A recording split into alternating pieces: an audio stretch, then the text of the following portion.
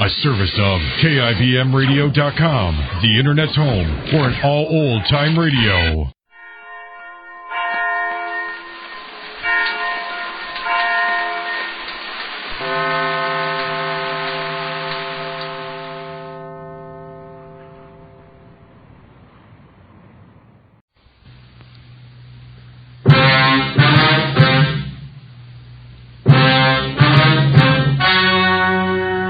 Ladies and gentlemen, the story you're about to hear is true. Only the names have been changed to protect the innocent.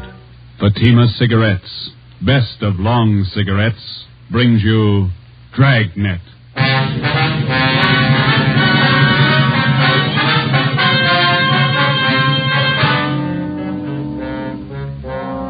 You're a detective sergeant.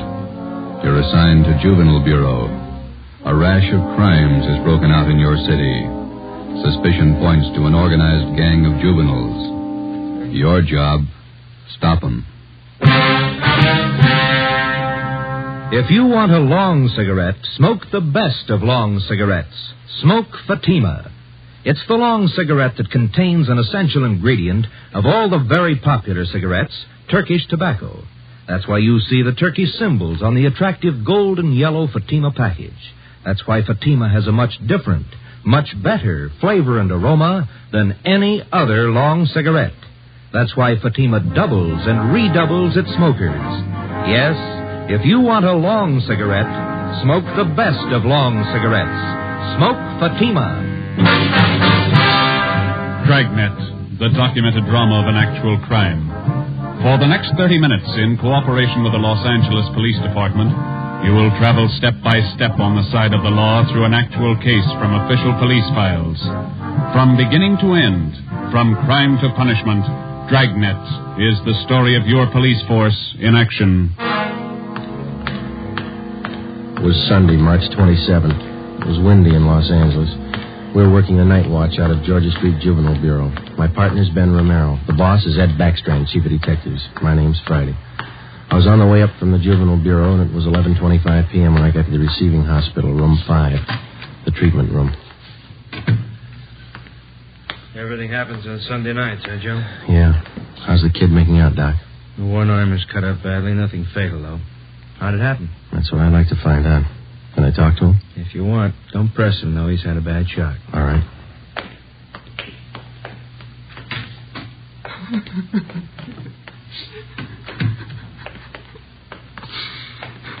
Officer here to talk to you, son. I can't. Tell him I can't talk, please. Just a few routine questions, son. We're going to have to answer them sooner or later. Please, can't you see what's happened already? I can't tell you anything. Jack Monroe, is that your real name? Yeah. How old are you? I'll be 16 next July. Where do you live? I can't tell you, you know that. Now let me alone, will you? Let me alone. You've been running around with that gang of kids on Spring Street, haven't you? The big timers, isn't that what they call themselves? I don't know anything about it. Believe me, I can't talk. You tipped us off about the burglary they were going to pull tonight. Is that where they knifed you? Look, will you believe me? I can't tell you anything, not anything, please. He's still shaky, Joe. All right, Doc. Well, Jack, we'll talk about it later when you feel better. You see what they've done to me already? They said next time they'd kill me.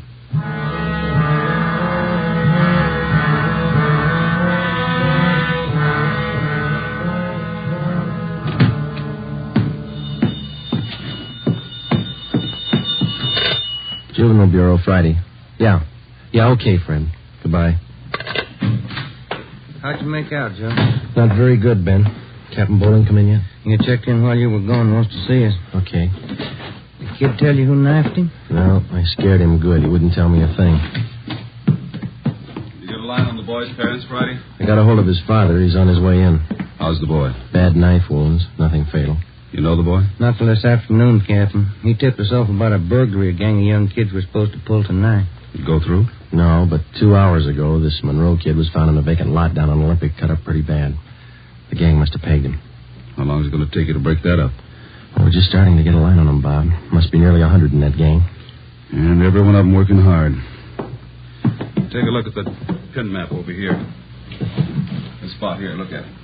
All the jobs pulled during the last month, huh? The last 5 weeks up to date. Red tabs for burglary, must be more than 100.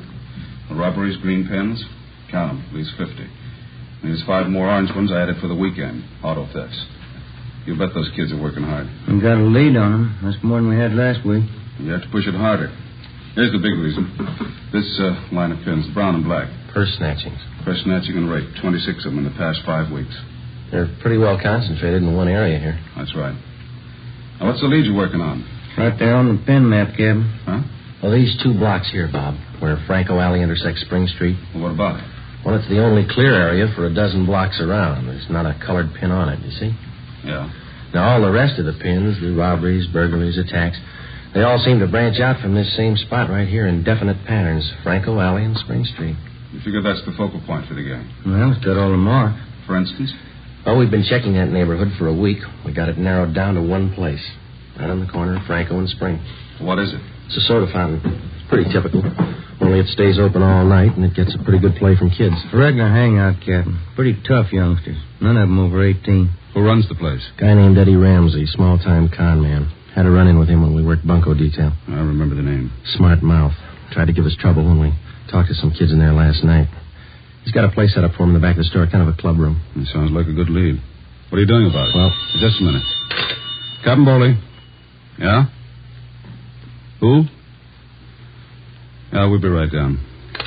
The Monroe kid, his father's downstairs, cursing every one of us. What's his problem? Can't understand how his boy got into trouble. Come on, Ben, let's tell him.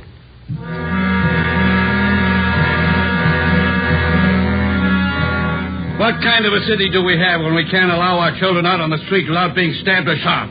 What's our great police force doing when this is going on? I'd like an answer if you got one. I demand an answer. We got an answer for you, Mr. Monroe. Will you sit down? My boy's lying in there in that hospital bed, cut to pieces. What did you do to prevent it? Tell me. You tell us, Mr. Monroe. What'd you do to prevent it? I'm no cop. That's your job. I pay my taxes and I help pay your salary. We look out for your kids, but we don't raise them. That's What are you your talking job. about? Just a minute, Mr. Monroe. Answer me this. How old is your son, Jack? He's 16, I think. Why? You know what he does with his spare time? Where he spends his nights? Of course I do. He's at home. Some nights he goes to the library. Then you don't know much about your son, Mr. Monroe. For the past month, 4 nights out of 5, he's been hanging around with a gang down at a soda fountain on Spring Street. He's down there as late as 2 a.m. He says he goes to the library. How do I know? I'm a busy man. Did you know that your son is mixed up with that gang? He's not mixed up with a gang. A bunch of small-time thieves, but they're growing. They started with purse snatching, breaking in parked cars, burglarizing candy stores. You don't know what you're talking Wait a about. minute, please. Then they took up robbery, stealing cars, beating up girls, women, attacking them. You're crazy. Jack's not that kind. He's part of that gang, and right now we hold all of them responsible. My boy wouldn't do anything like that. He's a member of that gang, he told us. They're the ones that knifed him tonight. That's a lie. Jack's not mixed up with anything like that. You believe anything you want, Mr. Monroe. We're going to protect your boy as much as we can, but don't expect us to raise him for you. Now, you better take a free piece of advice. You keep your advice. Jack's not in this. You can't prove he is. We're not out to prove anything right now. But you catch up with that boy of yours. Keep him off the streets before it's too late. Are you threatening me? No, sir, advising you. Next time we might meet at the morgue. 1 a.m. Monday, March 28th. A detail of 50 officers from Juvenile Bureau and Metropolitan Division were deployed for 16 blocks along Figueroa Street. At 5 minutes past 1, they started to move south over an appointed area. In the space of half an hour, 18 young kids, none of them over 17 years old, were picked up off the streets and brought to the second floor at 1335 Georgia Street, the Juvenile Bureau. 4 of the youngsters were girls. At 1:45 a.m., Ben and I checked the soda fountain on the corner of Franco Alley and Spring Street.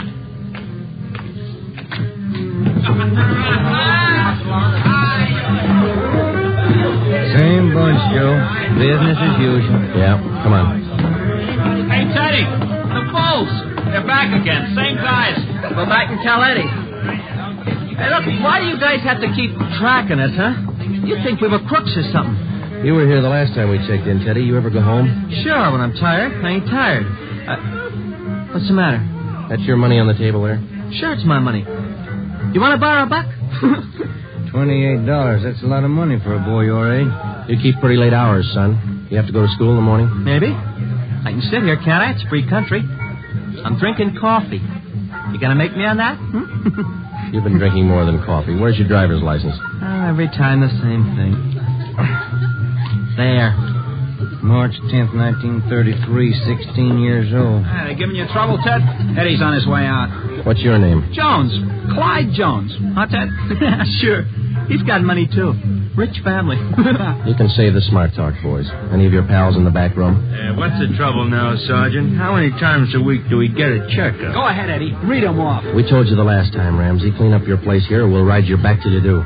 I told you the last time, Sergeant, there's nothing wrong with my place. It's almost 2 o'clock in the morning. You got a dozen underage kids hanging around here doing nothing. Some of them have been drinking. Schoolboys.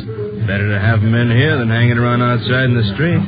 I keep an eye on them. You're not the guardian, Ramsey. This time of night, they've got no business in here or on the street alone. That's your opinion, huh? That's the law, Ramsey. Now, either you shut down that back room and keep these kids out of here late at night, or we'll go after your license. You don't scare me, Sergeant. You can't prove a thing. A couple of these kids have juvenile records. They're on probation. We can tag you for contributing. You still don't scare me. Now, why don't you leave the kids alone? That's right, Eddie. Read them off. Ben, get Benson and Bell. Roger. If you won't clean up your place, Ramsey, we'll do it for you. Yeah? What are you going to do? We're pulling these boys in, all of them.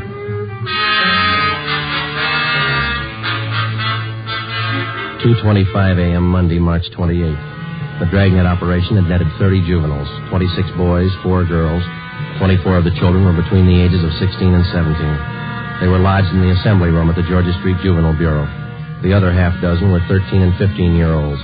They were taken to the juvenile hall at 1369 Henry Street.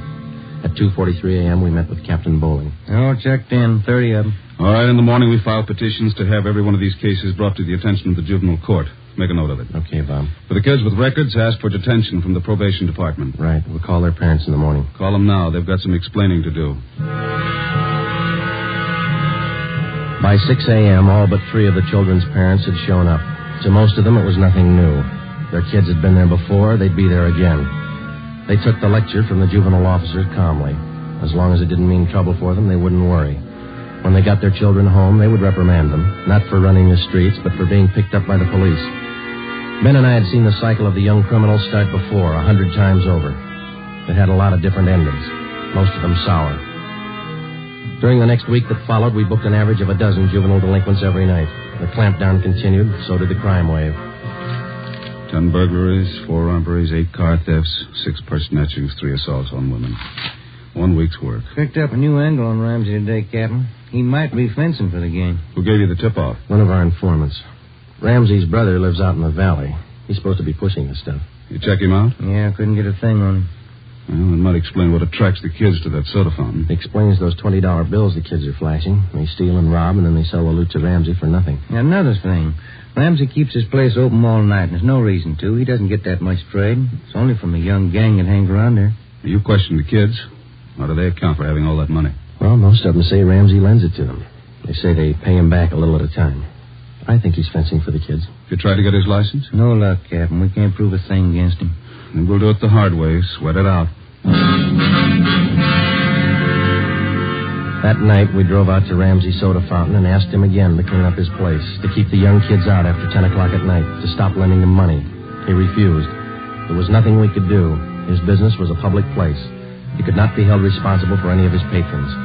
In the next 10 days that followed, Ben and I haunted the sidewalk outside the soda fountain. We questioned every youngster as they entered and left. We made more than a dozen arrests. Many of the kids had been drinking heavily. We found some of them under the influence of narcotics. But Ramsey was still in the clear. The crime wave continued sporadically. Ben and I waited for our chance. It was a long time coming. Thursday, April 14th, we had dinner at Johnny Cokin's place, and it was 10:35 p.m. when we checked back in at the office.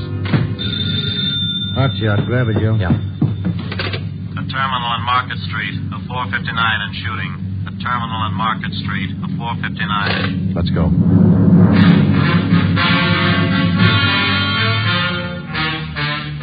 He was approximately 5 feet 4 inches tall, 125 pounds, brown hair, brown eyes, slight build, fair complexion. He was wearing blue jeans and a corduroy jacket.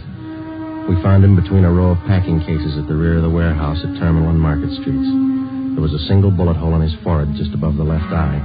There was a .38 revolver near his right hand. The watchman told us how it happened.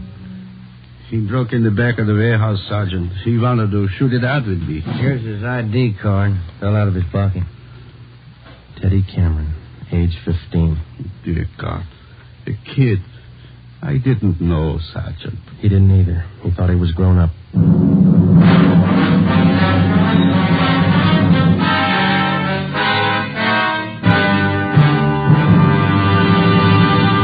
You are listening to Dragnet for the solution to an actual case from official police files. Now, here's the solution to many of your Christmas shopping problems. If your friends smoke a long cigarette, give the best of long cigarettes. Give Fatima, and all is well. Fatima. The long cigarette that contains an essential ingredient of all the very popular cigarettes, Turkish tobacco. Give Fatima, and all is well. Fatima. The cigarette that has a much different, much better flavor and aroma than any other long cigarette. Give Fatima, and all is well. Fatima. The cigarette that has doubled and redoubled in popularity. Here are the authentic reports. New York Division. Fatima sales up 132%. Chicago Division. Fatima sales up 453%. Los Angeles Division. Fatima sales up 545%. More and more smokers agree Fatima is the best of long cigarettes. So enjoy Fatima yourself and give Fatima for Christmas in the attractive golden yellow carton. Everyone who smokes Fatima says that this great new long cigarette is the best of all long cigarettes.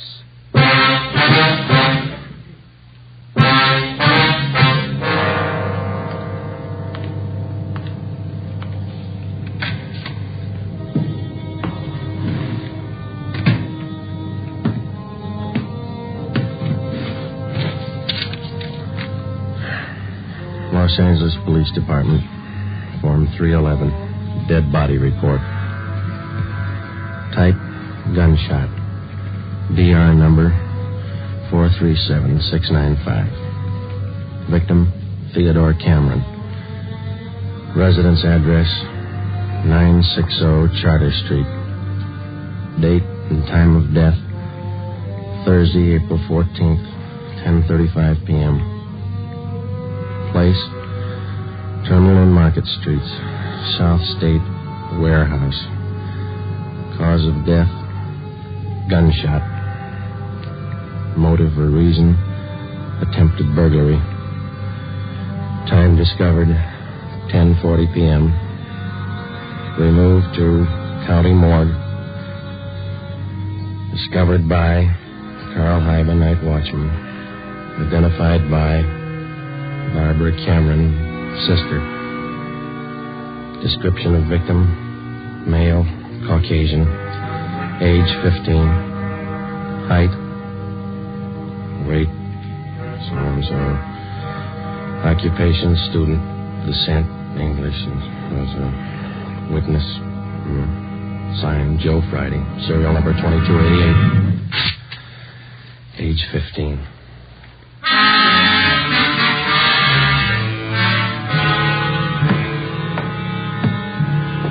Ready, Joe? And Cameron Boy's sister. She's waiting in the next room. Yeah, let's go. She taking it hard? Yeah. Morning, Miss Cameron. Good morning. We won't keep you long. Just a few routine questions. Yes, all right. Miss Cameron, how many are there in your family? There were three of us. Teddy, Mike, and me. Mother and father are dead. I work. Teddy and Mike go to school. Mike does. How old is your brother Mike, Miss Cameron? He's 14. You're the sole support of your two brothers? Yes. Do you have any idea who the boys were your brother Ted used to run around with? I don't know them by name. I remember seeing a couple of them once or twice. Mike would know, I think. He and Ted were pretty close, brothers. Do you know if Ted mixed with a gang of kids down on Spring Street? Maybe Mike would know that. Sergeant Teddy wasn't a bad boy. He wasn't a bum. None of us are. I tried to raise the boys like Ma told me. It wasn't easy. We made out. Yes, I understand, Miss Cameron. Our salary didn't have too much, but we got by. Yeah. I figured on getting married. I'm 31. It'd be good for the boys, especially Teddy. He's dead, isn't he? Yeah. I couldn't be in two places at once. Hold a job and watch the kids. But that's why I thought maybe a husband. I'm sorry to press, Miss Cameron. Do you think your brother Mike can tell us about that Spring Street gang? Oh, Mike could know. Where can we find him? Staying at a friend's house. I've got the address in my bag. Here. That 2514. I don't write numbers too well. Thank you, Miss Cameron. You've been very helpful. I'll get somebody to drive you home. Or do I have to go? Would it be all right if I just sit here for a while? That's all right. I'm tired. Real tired. 2514 West Serrano Street. That was the address Barbara Cameron had given us. It was the home of Mr. and Mrs. Jean Brewer, high school friends of the dead boy's sister. We talked to Mike Cameron. He told us that his brother Teddy had been running around with a gang down on Spring Street. He identified Ramsey Soda Fountain as the hangout. It was 2:25 p.m. when we got back to Georgia Street Juvenile Bureau. Hi, guy. Juvenile Bureau, Romero. Yeah, hold on, I'll call him. You, Joe. Thanks. Friday. Joe, this is Canfield in burglary. Yeah, Homer. You're working that Cameron case, aren't you? Yeah? I just got a report on one you might be interested in, out of the same neighborhood. Distillery prowl. What do you got on it? Looks like a juvenile M.O. They got away with 7 cases of Scotch whiskey. Expensive stuff. Okay, we'll hop on it. Bubeck Warehouse, Crocker at 7th. Miss Elizabeth Rice was the auditor in charge at the Bubeck Warehouse. We located her on the mezzanine office row. It was her job to keep a running inventory on all incoming and outgoing liquor stock. She knew her job well. As you know, Sergeant Friday, each and every bottle of distilled spirits carries a United States Internal Revenue stamp. Yes, ma'am. Each stamp carries a serial number together with the name of the firm to whom the stamps are issued. Well, Miss Rice, in the stuff that's missing, the stamp on each bottle carries the case number. Is that right? That's right. Now, what did I tell you? Oh, yes, I have it right here. 7 cases of high-grade blended Scotch whiskey. Now, I have a bottle identical to those in the missing cases. Yes, I see. Now, if you'll just look here. Yes, ma'am. The number on this stamp here, 368-227-9956, followed by the firm name. Could you give us the numbers of the stolen cases? Now, I have them typed out for you right here. 7 cases, 12 bottles to the case, Canada Dry Incorporated, 4 of the red label and 3 of the black label, Johnny Walker. All right, thank you very much, Miss Rice. And you think that this might be a juvenile case, Sergeant? Yes, ma'am, we do. 7 cases, that's close to $600, isn't it? We've lost a great deal more than that, Sergeant. The insurance company makes up for the liquor loss. Yes, ma'am. Those youngsters, who makes up for them? Ben and I left the Bubeck Warehouse with a list of serial numbers of the 7 cases of stolen liquor. We headed back for the Juvenile Bureau. We figured that there was a strong possibility that the Spring Street gang was responsible for the warehouse liquor theft. How were they disposing of the stolen property? That was the key question we had to answer. Ben and I had a hunch and a tip from an informant that the young gang was operating under the guidance of a fence, a man or woman whose job it is to dispose of stolen property. The gang members were close to Ramsey at the soda fountain. Ramsey was the logical suspect. All right, well, suppose they did steal the liquor. Suppose Ramsey's a fence. What's he done with the stuff? I don't think he's turned it this fast, if he's turned it at all. He wouldn't keep it at the soda fountain, no liquor license. And we've been around too much. He wouldn't keep it in his house. He lives in the rear of the fountain. It's too hot. Only leaves one other location that we know about. His brother's place in the valley. It was 5 minutes to 10 when we turned left off Ventura Boulevard onto Sepulveda. Ramsey's brother had a small farm about a mile and a half off the highway. It was a modest white frame house planted squarely in the center of an acre of ground. An unpaved driveway led off to the left of the house to the garage. Pull up here, huh? Yeah, okay. Yeah, it looks kind of quiet, no lights. Let's go.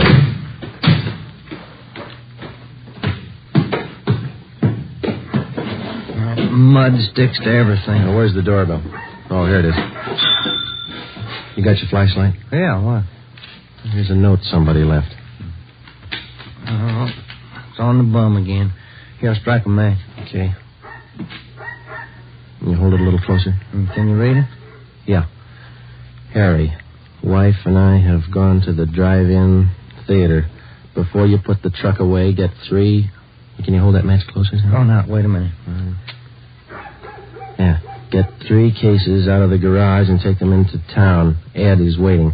Please try to make it by 11:30 tonight. Let's see. It's signed George. The address is here. And there's the garage. Yeah, come on. 3 cases. Could be eggs, Joe. If it is, we wasted a trip.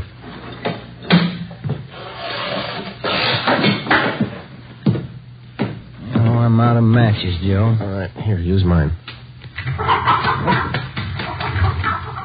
What was that?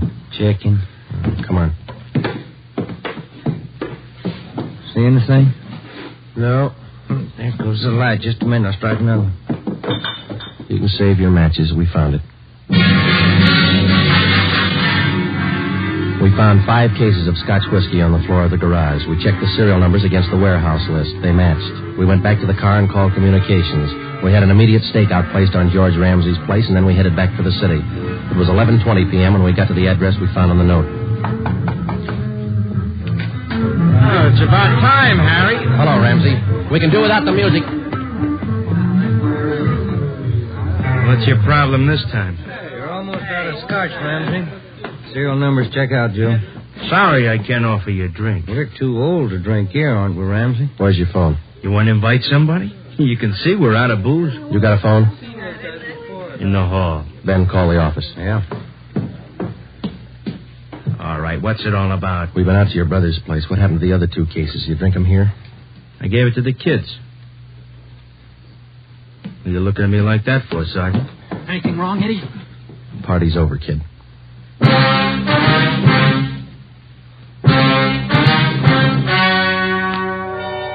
The story you have just heard was true. Only the names were changed to protect the innocent.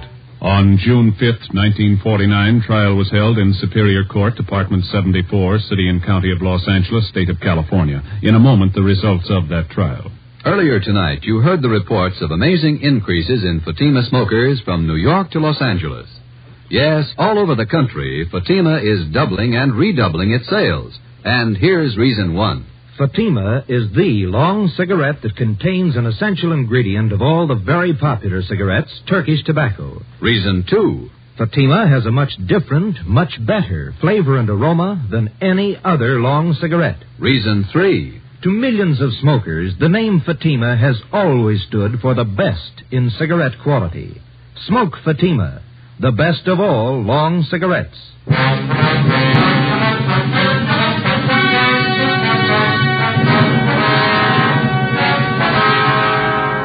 Edward and George Ramsey were tried and convicted in Superior Court of receiving stolen property. After serving their terms as prescribed by law in the state penitentiary, they will be returned to the county jail where they will serve a 1-year term for contributing to the delinquency of minors. You have just heard Dragnet, a new series of authentic cases from official files. Technical advice for Dragnet comes from the Office of Acting Chief of Police, W.A. Wharton, Los Angeles Police Department. Honoring the city of Greenwich, state of Connecticut, and the men who make up the Greenwich Police Department, another of America's great law enforcement agencies. One of these men, Chief John M. Gleason, FBI National Police Academy graduate, who dedicates his life to making yours more secure. Fatima Cigarettes, the best of long cigarettes, has brought you Dragnet from Los Angeles.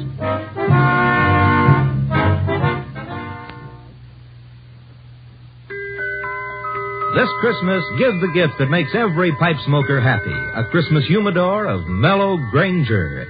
Granger is made just for pipes by the tried and true Wellman method. Rough cut to smoke mild and cool, and humidor packed to stay ever fresh. Yes, make this Christmas a Merry Christmas for all the pipe smokers on your list. Give them each a Christmas humidor of mellow Granger. Listen to Dragnet next week and be sure to hear Morton Downey tonight on NBC.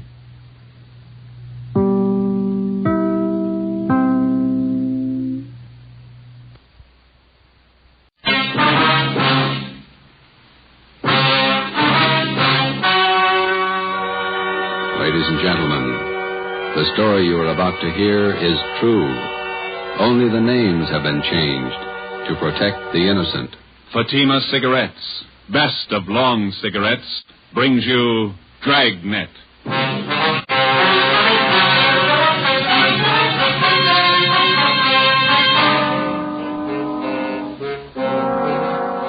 You're a detective sergeant.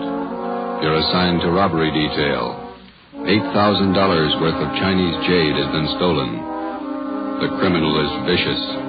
His weapon, a handful of buckshot in a handkerchief. Your job, get him. If you want a long cigarette, smoke the best of long cigarettes. Smoke Fatima. Fatima is the long cigarette which contains the finest Turkish and domestic tobaccos superbly blended to make Fatima extra mild. And that's why Fatima has a much different, much better flavor and aroma than any other long cigarette. That's why Fatima is doubling and redoubling its smokers. So, if you want a long cigarette, smoke the best of all long cigarettes. Smoke Fatima. Dragnet, the documented drama of an actual crime. For the next 30 minutes, in cooperation with the Los Angeles Police Department, you will travel step by step on the side of the law through an actual case from official police files. From beginning to end, from crime to punishment, Dragnet is the story of your police force in action. It was Monday, December 1st. It was foggy in Los Angeles. We were working the day watch out of robbery detail. My partner's Ben Romero. The boss is Ed Backstrand, chief of detectives. My name's Friday. It was 7:15 p.m. when we got to the police academy, the banquet room. Where do we sit, Joe?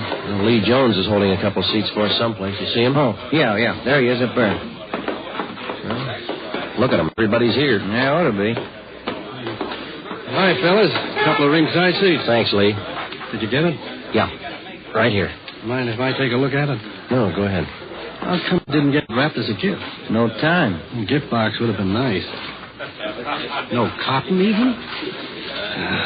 Beautiful watch. Radium dial? Yeah. Universal Geneva. Fine movement. He'll like it. Look on the back. Let's see. For Chief Ed Backstrand, a good cop, Detective Bureau. Not very good engraving. No time. I didn't think the old man really meant it. 26 years. You get tired after 26 years. You've been at it 25, Lee. Oh, don't look at me like that. I got a book to finish. 23 chapters. How many chapters you got, Fanny? 2. How long you been writing it? 2 years. Well, at that rate, we'll be stuck with you for another 21 years. If you're lucky. Excuse me, fellas. Gotta make a speak. All right, Lee.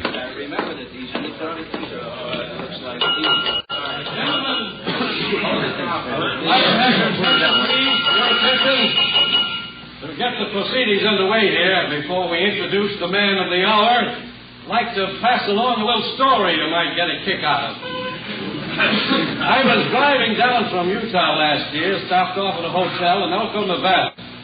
When I went up to register for my room, there was an Indian ahead of me. The clerk asked this Indian fella to sign his name, and the clerk handed him a pen. The Indian made an X on the book.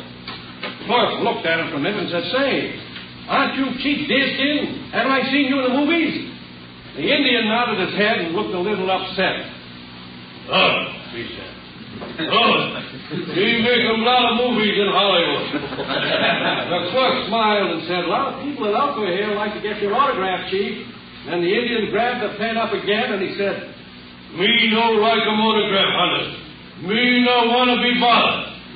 Then he drew a circle around the X he made. The clerk said, "Why you do that, Chief?" The Indian said, "Me no use him right name." Oh, hey, Joe. Yeah, there's Rogers over there. He's motioning to Where? Oh, yeah, excuse me a minute, Ben. The chief who's retiring tonight. He's been using his right name for 26 years, and he's proud of it. And we're proud to have been associated. You want me, Rogers? A phone for you, Joe. You can take it on the kitchen After outside. 26 Thanks, Pete. years of service, he's retiring from the Los Angeles Police Department. We're going to miss him. Gentlemen, a fine officer, Chief Ed Backstrand. Where's the phone? Right over here. Thanks. Friday, Joe, this is Gonzalez. Yeah, Jess. Sorry to bother you, but Powers said I should call you. Yeah? I need some lip work. Something big? Pretty big, yeah. Too many loose ends. Pena and I can't pull them all in. When do you want us? As soon as you can get down here. That important, huh? A man may die, Joe.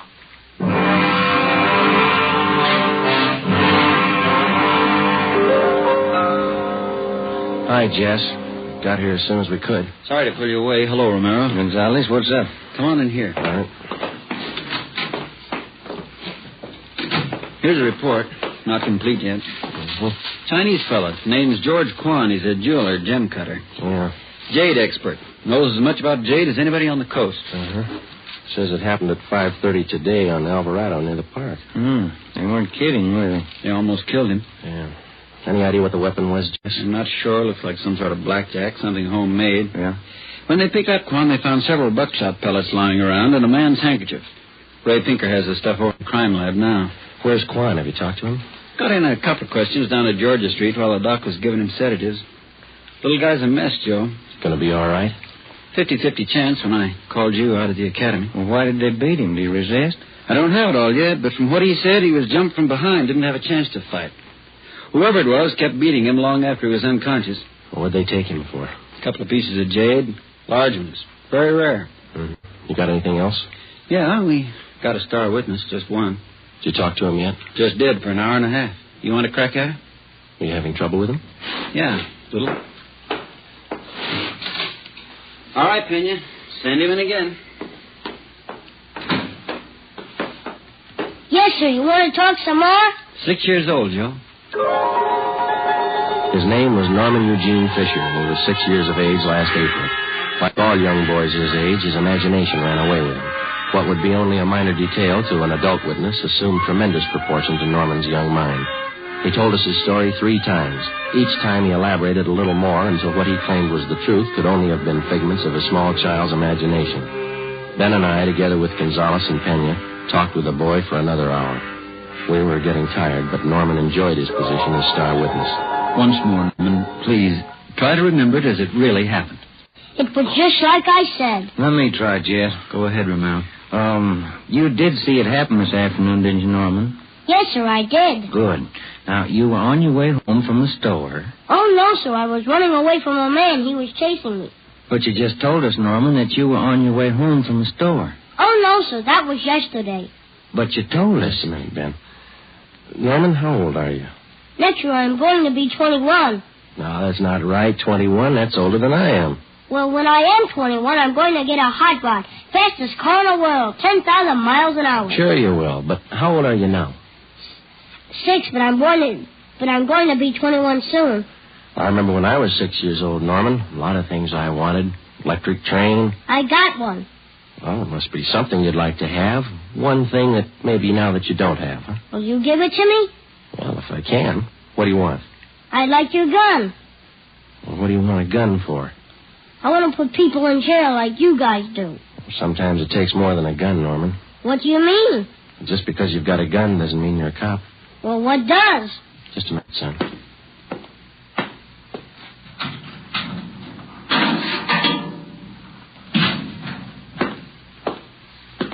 Here you go, Norman. A good cop uses this more than a gun. Gee. It's a real police badge. It's mine. Official? Official. Can I hold it? Go ahead. It's yours.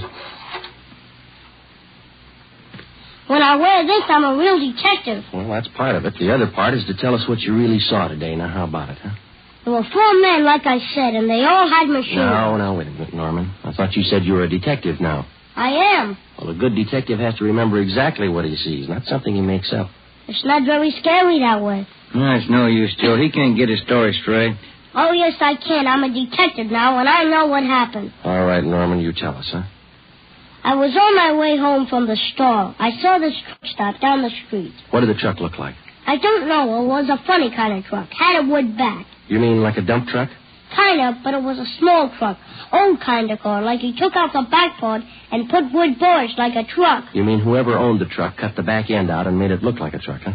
Yeah, that's the way it looked. Anyway, this truck stopped by this Chinese man, and the man got out, and the man started to hit this man.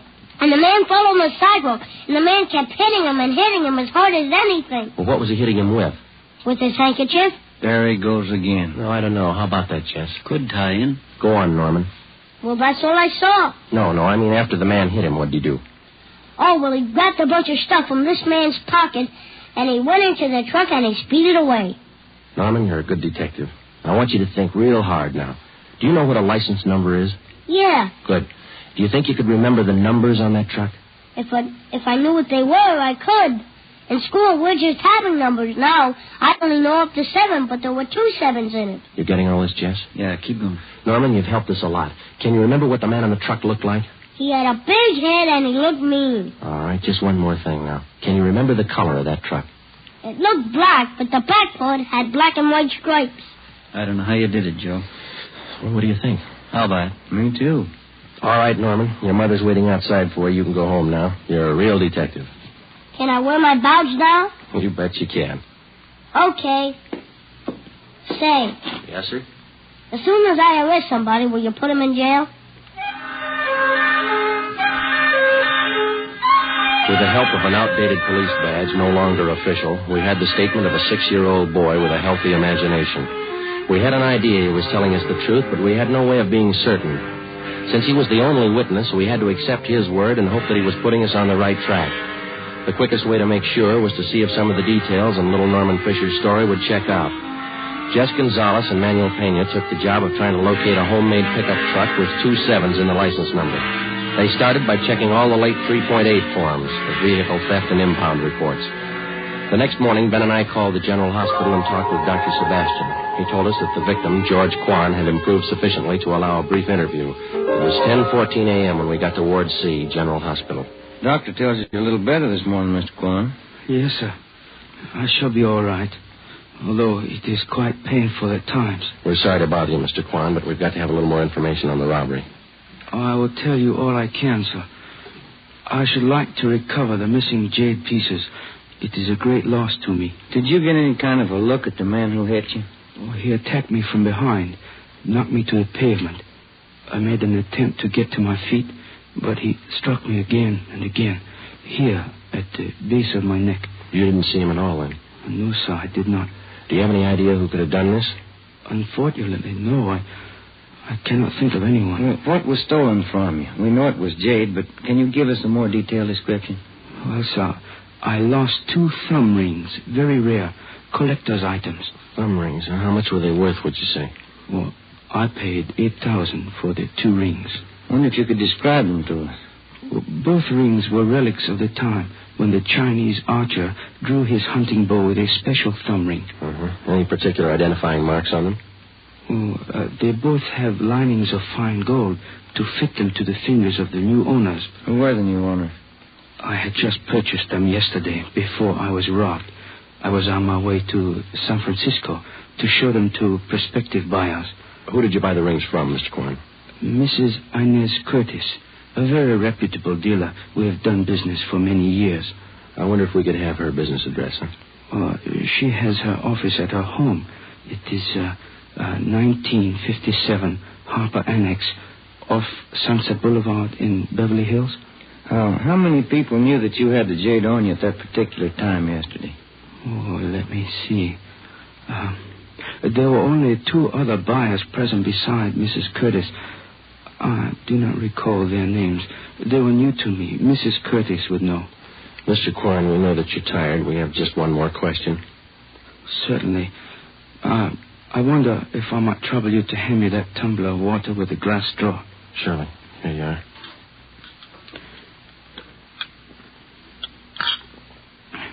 Thank you very much. You're welcome. Now, those thumb rings, Mr. Quan, would there be any practical disposition of them other than selling them as they are? Well, hardly, Sergeant. To anyone who really knows the value of jade, it would be unheard of to change them in any way. I see. Well, thank you, Mr. Quan. We'll do our best. You know, Sergeant, we Chinese place a great sentimental value on our jade. We'll do everything we can to recover it. Thank you. May I tell you my favorite quotation on jade? Yes, sir. It is from the writings of Tang Jung Tso. He wrote, "The magic powers of heaven and earth always combine to form perfect result. So the pure essences of hill and water become solidified in precious jade. Ben and I drove out to 1957 Harper Annex, the residence of Mrs. Inez Curtis. There was no one at home. We left one of our cars. It was 12:22 p.m. when we got back to Central Division. Here's a phone message for you, Joe. What's it say? Call Jess Gonzalez. He's out at Wilshire Division. Okay, thanks, Ben.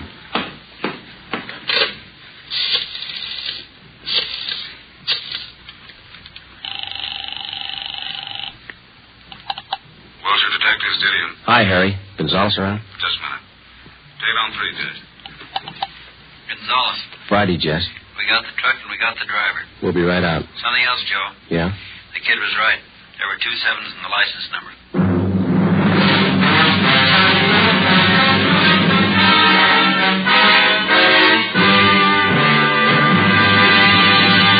You are listening to Dragnet for the solution to an actual case from official police files.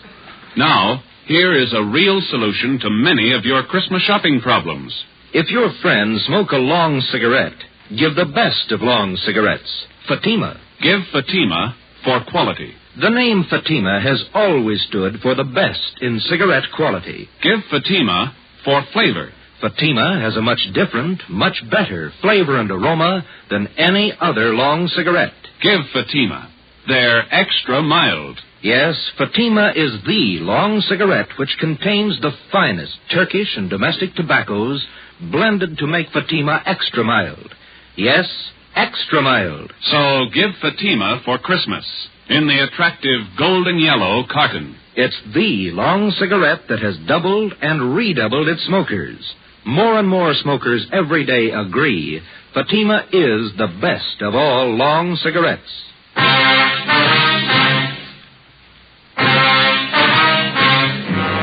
Wilbur Rasmussen, white, male American, age 31, 5 feet 10 inches, 190 pounds, black hair, brown eyes. He was the driver of the truck.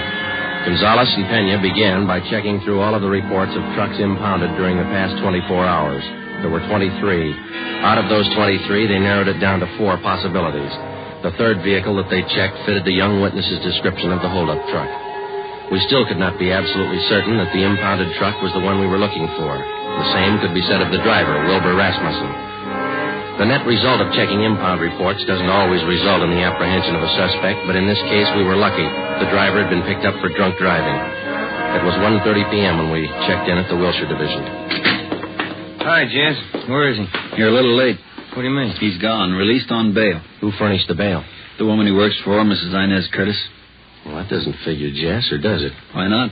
How many people knew Quan had the jade? That's not my guess. Quan vouches for her. He's been doing business with her for years. What do you think, Joe? It's your show. I'm just tagging along. Well, one thing's sure. Just a minute. Wilshire Detectives, Gonzalez. Oh, yeah, Pena. He did? No, maybe back here. Friday and Romero are here. Right. The Fisher kid just identified Rasmussen's picture.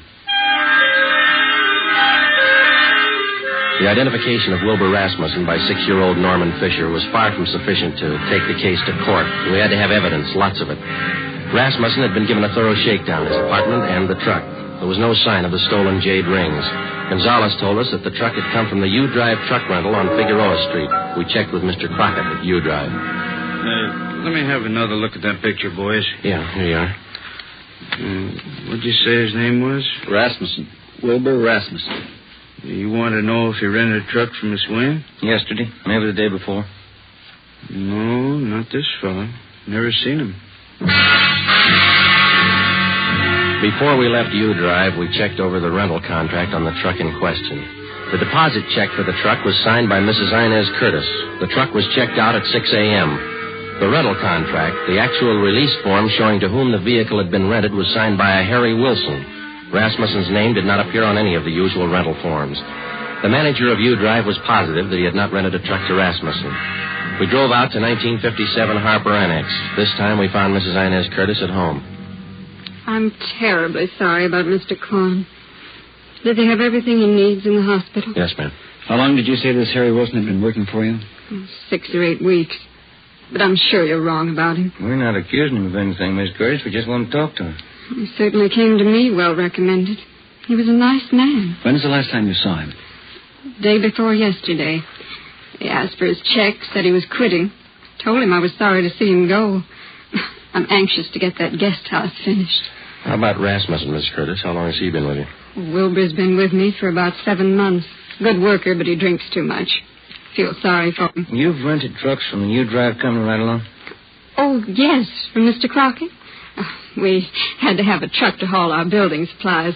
I'm saving an awful lot of money contracting this myself. It's a great saving. Yes, ma'am. The deposit on this last rental, did you give that check to Wilson or to Rasmussen? I sent both of them down to pick it up. Like I say, Wilbur's been drinking rather heavily lately, and I think Harry's the better driver of the two. Do you know which one of those men was driving the truck about 5:30 in the afternoon day before yesterday? How would I know that, Sergeant? All I know is that I sent both of them down. I told Harry to drive. Yeah, I see. Miss Curtis, were either of those men present the day you sold the jade rings to Mr. Quan? No, they have nothing to do with my gym business, whatever. Did either of these men know about Mr. Quan's purchase? Well, that's possible. They knew he was here. I'm sure they saw him come in. It's entirely possible that they might have overheard something. When did Mr. Quan leave your house? About 5 o'clock. What time did the two men go after the truck? Oh, they picked that up early in the morning. Mr. Crockett down at U-Drive says that only Harry Wilson checked out the truck. Says he's never seen Rasmussen before. That's entirely possible. Like I say, they might well have made other arrangements. Were there any other people present when Mr. Quan bought that jade? Yes, there were. 2 other buyers. They were bidding for the thumb rings, too. Mr. Quan had the high bid, so I sold them to him. Wonder if we could have their names. Certainly, I'll write them down for you. Miss Curtis, do you have any idea where we might locate Harry Wilson? Well, he told me he was going to Mexico. Said he had friends down there. Well, thank you, Miss Curtis. You've been very helpful. Are you sure there isn't anything Mr. Quan needs? Yes, ma'am. 2 jade rings. Mrs. Inez Curtis gave us a detailed description of Harry Wilson. She also gave us the names and addresses of the 2 other buyers who were present when Mr. George Quan made his purchase. We checked them out and found them to be equally as reputable as Mrs. Curtis. They could tell us nothing of the robbery. We went back to the office and got out an APB and a radiogram on Harry Wilson from the description given us by Mrs. Curtis. Stakeouts were maintained at Wilbur Rasmussen's apartment and at the home of Mrs. Inez Curtis. It was 4:30 p.m. when we got to the 2nd floor of the old city jail building, the crime lab. Lee Jones had the evidence laid out for us. Funny thing about the handkerchief, boys. What's that, Lee? The blood stains. Old ones along with the new ones. How does that figure? We know how the new ones were made when the handkerchief was filled with buckshot and used on Quan. The old ones, hard to tell. How old did you say they were? Well, the handkerchief has been through the laundry a few times. Stains didn't come out. Laundry marks right here. I don't see them. Man used peerless laundry. Infrared marking system. Let me show you. Infrared lamp, Lee? Yeah. There's your marking. Can you trace it down? Who's it belong to? Man used the name of Harry Wilson. There was nothing to do now but wait for some word on Harry Wilson. The stakeouts continued. We re-questioned Wilbur Rasmussen, and we talked again with Mrs. Curtis and George Quan. It was Tuesday, December the 8th. We checked in for work at 8 a.m. Morning, Jess. Hi, Joe. Where's Ben? Communications, getting the mail. Any word on the new chief of detectives? No, nothing. What's your guess? Oh, I think Thad Brown. A good man. Maybe. Sloan's a good man, too. When you come in here? Not yet. Why? Maybe you'd like to take a little airplane trip. What do you got? Cheyenne, Wyoming. They picked up Harry Wilson. 2 days later, Thursday, December the 10th, Harry Wilson was returned to the Los Angeles County Jail and booked on suspicion of robbery. We checked with Lieutenant Frank Cunningham in the Record Bureau. From Wilson's fingerprints, he ran a make on him. Harry Wilson was an alias. We found out that he had lengthy records of arrests and jail terms for robbery, burglary, and grand larceny. Mr. Crockett at U-Drive identified Wilson's picture. He was a 2-time loser. It's up to you, Wilson. It can go hard for you or easy. I'm in a spot, huh? You're in the spot. Lay it out for him, Jess. It's all stacked against you, Wilson. We know you rented the truck. You knew Quan was at Mrs. Curtis' house. Your handkerchief was found at the scene of the crime. You wouldn't believe me if I said I didn't do it? With that kind of evidence, how can we? I didn't. I don't know if I can prove it, but I didn't. If you didn't, we'll help you prove it. First, you got to believe me. You know why. Yeah? I've had it twice. Once more, and I'm in for life. All right, you got it figured. Now what do you got to say? Rasmussen did it. He knocked Quan over. Where were you? Buying my ticket for Cheyenne. I didn't want any part of it. How do you account for that handkerchief? It was mine, but Rasmussen had it. He cut his finger one day in the job. I loaned it to him. Well, that checks. Old blood stains, new ones.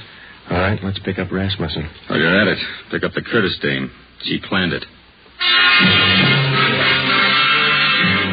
Wilbur Rasmussen was picked up and brought in. After intense cross-questioning, we confronted him with Harry Wilson's statement. In the face of this testimony, he broke completely. He gave us a full confession implicating Mrs. Inez Curtis. He admitted beating George Quan and taking the jade thumb rings. He said he received $200 from Mrs. Curtis for the job. He requested that he be allowed to turn state's evidence. Mrs. Inez Curtis was brought to the interrogation room. Of course, you gentlemen have proof to substantiate all these accusations. Yes, ma'am, we have. You'd better be good. I have a fine lawyer. We've got signed and recorded confessions of Wilson and Rasmussen, the two men who worked for you. Shall we play the recording for you? That won't be necessary. Miss Curtis, you got $8,000 for those rings. Wasn't that enough? Not when I could make 16, no. Where are the rings now? I'm not going to get life for this, you know. No. Jade doesn't spoil. It'll still be good when I get out. Yeah, but you'll be too old to appreciate it, Miss Curtis. Okay, Penny. That was a funny one. Sure was. How about it? Did you figure it this way, Joe? You don't expect me to answer that, do you?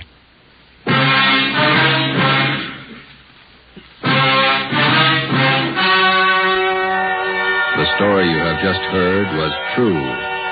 Only the names were changed to protect the innocent. On March 2nd, 1949, trial was held in Superior Court, Department 82, City and County of Los Angeles, State of California. In a moment, the results of that trial. Now, here are authentic reports from all over the country that tell the story of Fatima's sensational increase in popularity.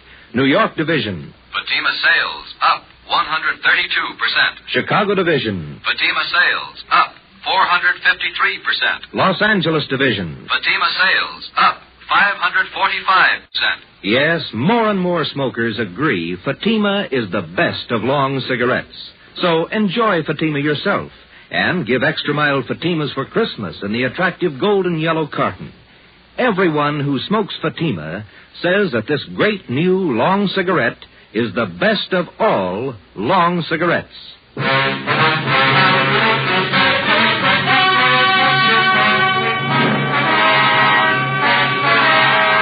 Mrs. Inez Curtis was tried and convicted of robbery and conspiracy. She received the maximum sentence as prescribed by law.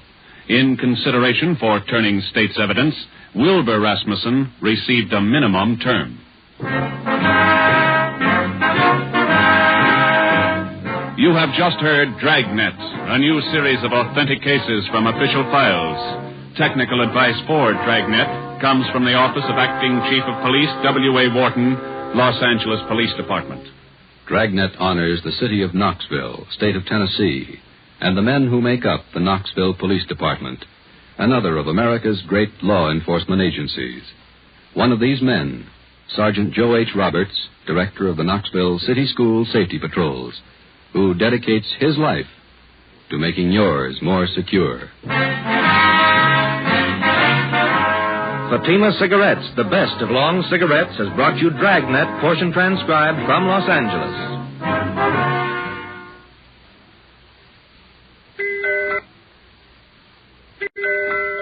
Let that merry tune remind you to get him the big Christmas humidor of smooth, sure-fresh velvet pipe and cigarette tobacco. It's a double pleasure to any smoker when you give this generous humidor of velvet. It smokes cool and sweet in both pipe and cigarette. In every way, the gift for him is a Christmas humidor of velvet, America's smoothest smoke. Be sure to listen to Dragnet next week. Your tune for the stars on NBC.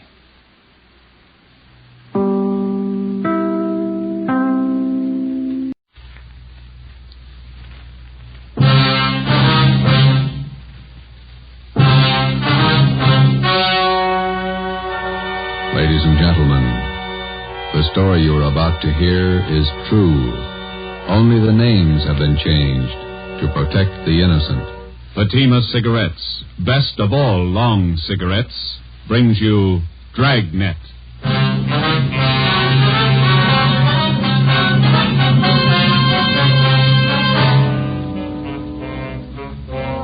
You're a detective sergeant. You're assigned to homicide detail. A young woman has been murdered. The body was discovered behind locked doors. The assassin is still at large. Your job, find him. If you want a long cigarette, smoke the best of long cigarettes. Smoke Fatima. Fatima is the long cigarette which contains the finest Turkish and domestic tobaccos superbly blended to make Fatima extra mild. And that's why Fatima has a much different, much better flavor and aroma than any other long cigarette. That's why Fatima is doubling and redoubling its smokers. So, if you want a long cigarette, smoke the best of all long cigarettes. Smoke Fatima. Dragnet, the documented drama of an actual crime. For the next 30 minutes, in cooperation with the Los Angeles Police Department, you will travel step by step on the side of the law through an actual case from official police files. From beginning to end, from crime to punishment, Dragnet is the story of your police force in action. It was Tuesday, January 9th. It was stormy in Los Angeles. We were working a day watch out of homicide detail. My partner's Ben Romero, and my name's Friday. I was on the way to work, and it was 6:45 a.m. when I got to the steps of the City Hall, the Main Street entrance. Hey, Joe, wait up. Morning, Ben. When did they call you? 5 a.m. Donahoe called you? Yeah. Miserable out, isn't it? Pretty wet. My feet are soaking wet. See the transfer there? Yeah. New chief of detectives? Wait a minute, I want to get some gum. Pack of spearmint. Yeah, I heard about the new chief. Thad Brown. Good man. Fish gum? Thanks. I wish I'd make up some minds about our shift. Work days, they call you back nights. Work nights, they call you back days. Why don't you put in for a desk job? You'd never have to call you back. You're here all the time. You're just hard to please. Here we are.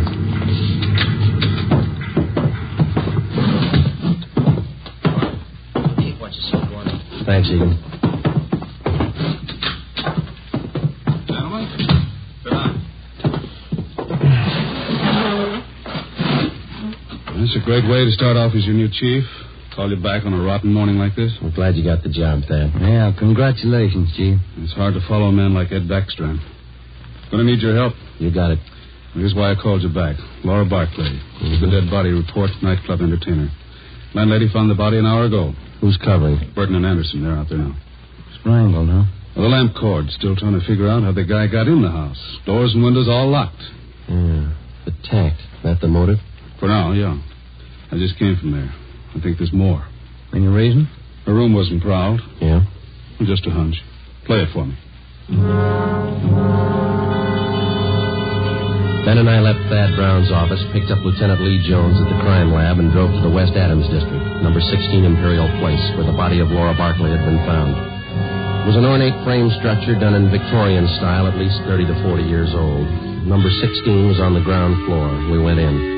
A narrow hallway led to the bedroom in the rear of the house. 2 gas jet fixtures, which had been converted to electricity, were the only illumination. This place has seen better days. Anybody else coming out, Lee? I see flash bulbs down there. They must be here already. Lieutenant, Friday, down this way. Hi, Burton. Hi. Photographer's covering the body position. Peterson's dusting for prints. Fred, shoot a couple of overheads. Don't make them all angle shots. Get up high, then move in close.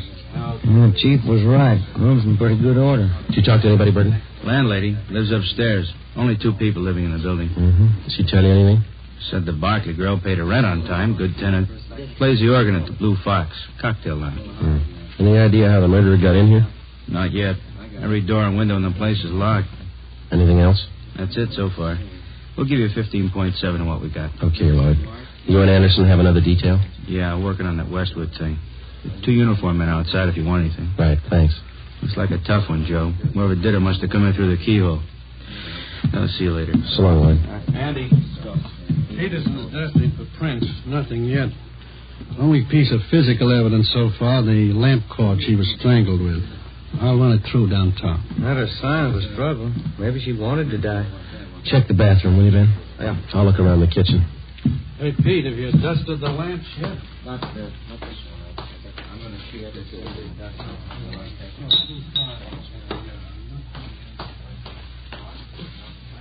Ben, come here a minute, will you? Ben. Yeah? Come in the kitchen, will you?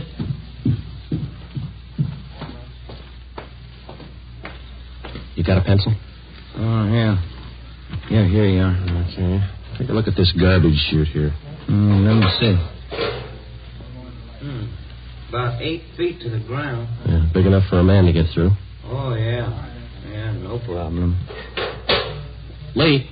I'll be right there. It could be the answer, Joe. Well, he either got in this way or he was in the house when she came home. What do you got? Garbage chute here. What do you think? Could be. Let me grab a kit. Let's see. Aluminum powder. There it is.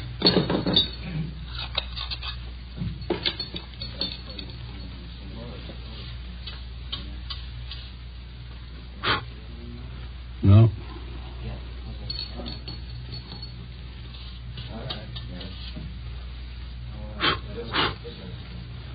No, nothing on the outside of the lid. Looked pretty clean. Must have just been scrubbed. Abrasions here. Got a pencil? Yeah, here, I'll get it. Hold it up there, will you? Yeah,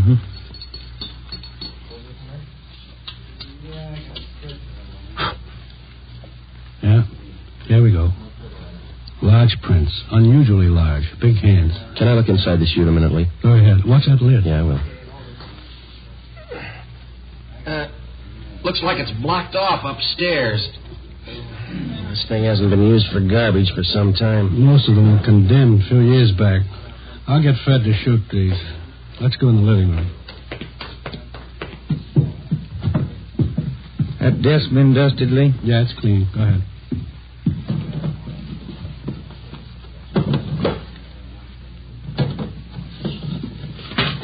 Take a look, Joe. Yeah. Photographs. Hundreds of them. All men. Yeah, all different. Lee Jones and the crime lab crew finished up and went back to Central Division. 2 uniformed officers remained on duty at the scene of the crime. Thad Brown had men sent out to canvass the neighborhood. Ben and I went upstairs and talked with the landlady, a Mrs. Emma Smith. Yes? Police officers. You, Miss Smith? Yes. You're not the same officers I talked with before. No, ma'am. I wonder if we could ask you a few questions. I told the other officers everything I knew. We have to double-check, Miss Smith. Who was the girl who lived in the apartment below, number 16? Laura Barkley. Is that the name she used? The mail she received, was it addressed that way? Yes, it was. Oh, she was a very good tenant, Laura. No trouble with her at all. When did she move here? Oh, about 4 or 5 years ago. I have the rent receipts. I always save receipts. Did she always live by herself? Oh, yes. That apartment rents to one person only. Did she have many visitors, friends dropping in? None that I ever saw. Pretty much to herself, Laura. The men came yesterday and took it away. What's that, ma'am? The organ. Electric one. Laura rented it from a big downtown firm. Used to practice all the time. My, it was beautiful. Yeah. In the gloaming. She used to play that for me. Mrs. Smith, when did the men come and take the organ away? Yesterday, in the afternoon, about 4:30. Was Miss Barkley at home when they came? No, she wasn't. She left me a note to let them in, so I let them in. I never allow anyone in the apartment without a note. You know the name of the company where she rented the organ? Brazier's, it was called, down on South Spring. Well, didn't you think it was unusual that Miss Barkley didn't have any friends? Now, officer, I didn't say Laura didn't have any friends. What I said was that she didn't have any friends who came to see her here. She moved here from a hotel for women. That's the reference she gave me. I see. I wonder if you could give us the address of that hotel, please. I'll write it down for you. Thank you. Ms. Smith, did you hear any unusual sounds in Miss Barkley's flat last night? Anything out of the ordinary? If I had, I would have called the police and we'd have saved a girl's life. No, thank you very much, Miss Smith. Here's her card. If there's anything you think of after we've gone, don't hesitate to call us. Thank you, I will. I hope you get the dirty men who killed Laura. We didn't say it was men, Miss Smith. Well, isn't it always a man? Before we left Mrs. Emma Smith, we asked her about the garbage chute. She said it had not been in use for the last 4 years. We showed her the stack of photos. She could identify none of them. We drove back to Central Division. We checked Brazier's music store. The 2 men who moved the organ were checked out and cleared. We went to the Wynn Hotel for young ladies. They could tell us nothing. Laura Barclay's references were all good. We went back to the office and met with Chief of Detectives Thad Brown. You think he got in through the garbage chute? That's the way it looks, Chief. Went all over the apartment. If there's another way, we haven't found it. All right, you know how he got in. Who is he? We got out an APB on his M.O. Latent fingerprints and making a run on those prints we found. You got an idea about these pictures here. Most of them theatrical stills, show people. Frank Latour and his canine circus. To Laura, all my love, Frank. Tell you what you do. Here's a guy I checked with this morning. Bernard Karubian, theatrical booking agent, huh? Yeah, Barney's office is down in the Orpheum building, 8th and Hill. He booked her into the Blue Fox. See what he can tell you. Right. You grabbed the pictures, Ben, huh? Oh, yeah. Well, you got more than you started with. Yeah, those fingerprints. We get a make on him, we'll be close to the guy. So was the Barclay girl. But he got away.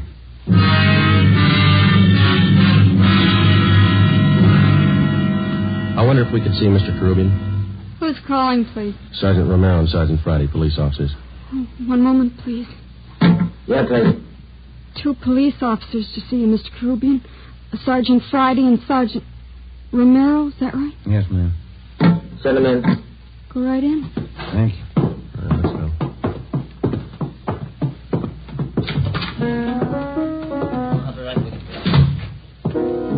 When them rosy roses bust through the snow, I'll be coming home on furlough again. When them General Sherman tanks are covered with ice, I'll be home for good, and won't that be nuts? No.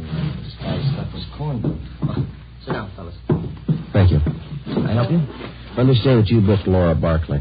Yeah, that's right. I spoke with her. Got his name right here. Chief Thad Brown? Yeah, that's right. He asked me about Laura. Too bad about that. Any clues? We're working on it, Mr. Karubian. What makes a person pull a stunt like that? Laura didn't have no enemies. She had one. Well, I don't know much about her, except I've been booking her for about 4 years. Good organist. Pretty fair voice, too. Got some pictures here. I wonder if you could take a look at them. Yeah, sure. Quite a stack. Yeah, old Frankie Latour and them dogs. Great act. I book 'em. Ricky Rogan, King of the Tap. Gus Orinoco and that singing seal of his. Yeah, I know all these people. I book 'em all. Did Laura Barclay work with all these people? One time or another, yeah. During the war, USO camp shows, you know. Do you know whether she was close to any of them? Well, come to think of it, she was. That Frankie Latour, crazy about them dogs of his. No, I mean the men themselves. Anybody that she seemed particularly interested in? Never heard her mention anybody. Pretty girl. Did you know her very well, Mr. Karubian? Only when she came in and out of town on an engagement. I'm a married man. Well, and you don't think there's anything to these pictures here of hers, huh? I wouldn't say so. When you're on the road, you always collect photos of the people you work with. Souvenirs. Mm-hmm. Well, thank you very much, Mr. Karubian. Here's our card. You betcha. I sure hope you catch the guy. Wonder why you picked on Laura. Sometimes they don't have a reason. When we left Bernard Karubian's office, we checked by the Blue Fox Cocktail Lounge. It was still early. The sign said open 5 p.m. It was 3:15. We went to the morgue in the basement of the Hall of Justice and looked at the coroner's report. The autopsy report stated that the cause of death for Laura Barclay was strangulation. We went to the second floor of the old city jail building, the crime lab. Nothing on the lamp cord. Standard UL 110 line. About anywhere. No prints. How about the chute, Lee? Went back there and rechecked. You were right. The guy got in through the garbage chute. Found more of the same prints along with some cloth impressions in the dust. Tell you anything? The guy was wearing some kind of tweed, Donegal, 15 to the inch. How about the size of a man, Lee? How big could he be to clear that chute? It had a 20-inch diameter. Almost any man could squeeze through that. Checked the ground level of the chute. Cement. No footprints. You don't have too much for it. I got one thing for you. What's that? I think I found your motive. And not the one listed on the report. Yeah? Here are the blow-ups of the body. This 36 by 54 here. Hold that in, will you, man? No, Al. Look through this magnifying glass here. The right hand. Yeah. See where I'm pointing? Ring finger, yeah. Looked like ring marks. That's right. Pretty wide. Must have been good-sized rings. Oh, they might still be in that room. I called Thad Brown. He had the room rechecked. No sign. And you think we got a burglary motive on our hands? That's my guess. Dad had the boys check with the landlady. She didn't know anything about any rings the Barclay girl might have had. That doesn't help. I think I got something else. Here. Library book. Hers? There are cards in one of the pockets inside, checked out from the L.A. Public Library main branch. I think these might be your lead on the missing rings. A librarian sees a person's hands every time they check out a book. That makes sense, Lee. We'll play it that way. What department were the books checked out of? The music room. Well, that's it. I think you've got your motive now and a good set of prints. You're close. Thanks a lot, Lee. Well, let's go to the library, Ben. I'll get it. Crime lab. No, this is Friday. Oh. Thanks, Frank. Well, we got some motive. How do you mean? No make on those fingerprints. Nothing.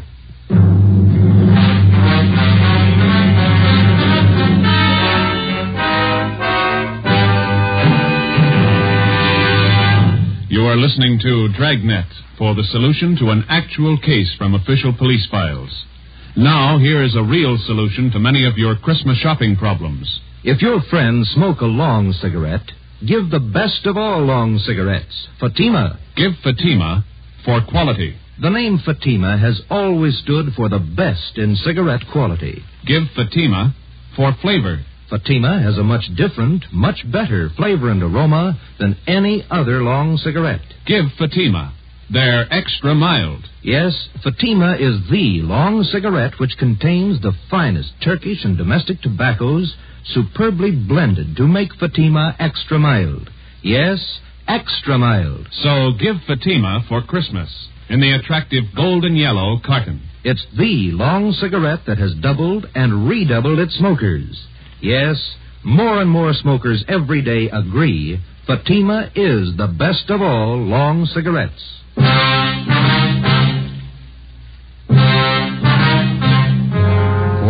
p.m. Tuesday, January 9th. Heavy rain. Laura Barclay's murderer was still a free man. Ben and I were sure that whoever left their fingerprints on the inside of that garbage chute was the same man who murdered the Barclay girl.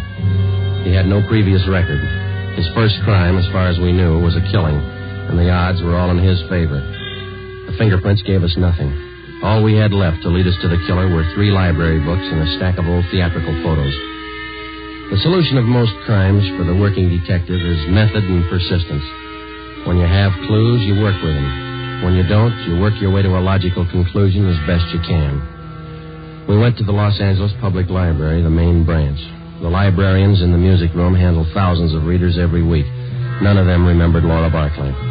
We drove over to the Blue Fox Cocktail Lounge. We interviewed the manager, and he knew nothing of her personal life. We talked to Harry Schumann, the organist who had taken Laura Barclay's place. What would you like to hear, fellas? Police officers. Like to talk to you, man. About Laura, huh? That's right. All right, if I keep on playing? The manager wants full 15-minute sets. Oh, yes, go ahead. That's all right. What can I tell you? How long have you known Miss Barclay? Oh, 4 or 5 years. It's a terrible thing. You got to get whoever did it. Yeah, we're going to try. Can you think of anybody that might have killed her? I know you ask that question of everybody. I don't know. Does anybody ever know for sure? Sometimes. Well, I don't know. When you think of a person, you never think who might murder him. Maybe you might know a few things about her that you could fill us in on. I'll try. She go in for jewelry much? Rings, things like that? Funny you should ask that. She was nuts for it. Good things. Rings? Had a couple of beauties. Diamonds they were, big stones. Cost $4,000. I know she used to put most of her money into those rings. She'd buy them on time? Yeah. I remember one night she was overjoyed. The night she paid them off. Cost a lot of dough. Can you describe those rings for us? Not too good. I can give you the name of the jeweler she bought them from. That'll do. Do you know anybody else that we might talk to? Don't know any of her friends. She was an only child. No living relatives that I know of. How about her landlady? Yeah. I guess that's it, Harry. Thank you.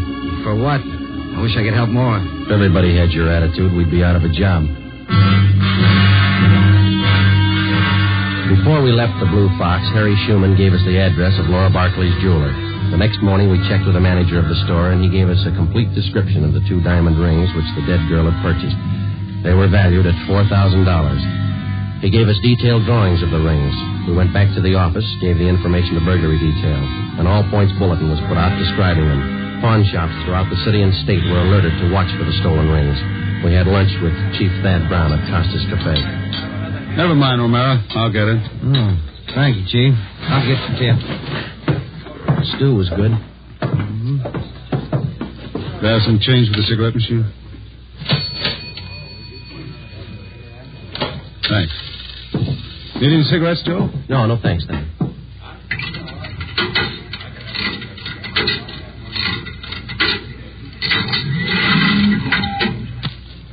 Let's go. What do you think, Thad? The description of the rings and the MO should help. They haven't turned up. Good chance he's holding on to them. Could be his first job. Probably scared. Anybody check back over the neighborhood there? Yesterday afternoon and this morning. A lot of door-to-door salesmen through that district. All been checked out. It's a dead end. Now where? Only those prints are checked out. Well, they didn't. Got a kickback from Brereton in Sacramento on his MO. No make. We'll have to get him with what we've got. Here's the car.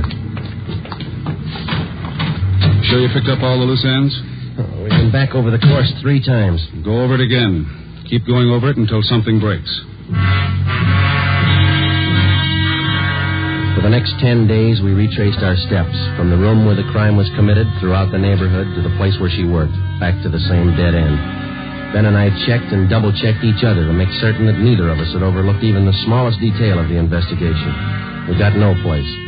It was 8 a.m., January 19th. Homicide, Friday. This is Robles and burglary, Joe. Yeah, Dick. Got something for you. Job low last night. Couple of watches, strand of pearls. How do we figure in it? His M.O. Yeah? Guy got in through the garbage chute. Besides fingerprints and photographs, one other mark by which the unknown criminal is identified is by his method of operation, his M.O. Once a thief finds a successful means of operation, he seldom changes it. In our search for Laura Barkley's murderer, we had checked our files and found no criminals at large whose practice it was to gain entrance through a garbage chute. It was reasonably safe to assume that this was the same man. It was 2 p.m., January 23rd. I was on my way back from the Record Bureau. Just had a call, Joe. Elmer Radcliffe. Informant? Yeah. Says 2 days ago he heard about some guy who was making the rounds trying to peddle a couple of diamond rings. Same ones? He's not sure. Doesn't know what the guy looked like. Any idea where the guy is now? Hasn't been around since. Told Elmer to keep his eyes open. Oh, that's good. Come in here, you two. What do you got, Thad? The report just came down from burglary. Pawn shop down on North Main took in a watch and a strand of pearls last night. Yeah? Same stuff that Rubles called you about. Yeah, I remember. Where's it tying? Same guy tried to peddle a couple of diamond rings. 10 a.m., January 25th. Thad Brown arranged to have all pawn shop detail calls concerning the suspect put through to us on extension 2521, homicide. 5 days passed. No further word. Homicide, Friday. This is George Rose. I run the Harbor Pawn Shop, 2nd and Main. Yeah, what's the matter? Man in here, trying to turn those diamond rings. The ones on the stolen property list. I can't talk now. Stall him, we'll be right down.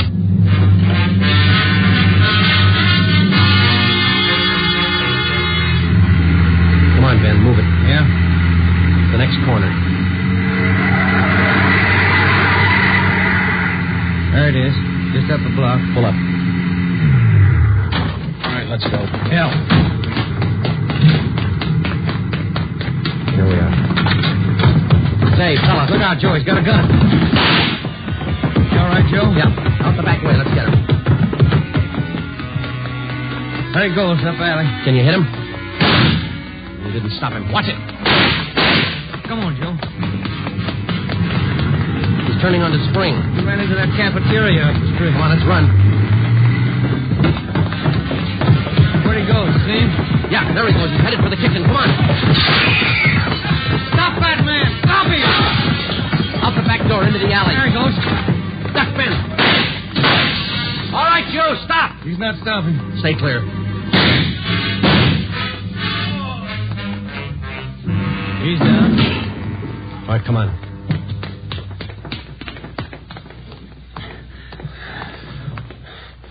Get his gun. Yeah.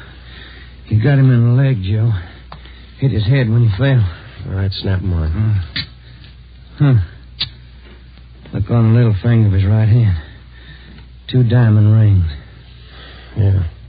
Doesn't make sense, does it? What's that? $4,000 worth of diamonds, and he's lying on a pile of garbage.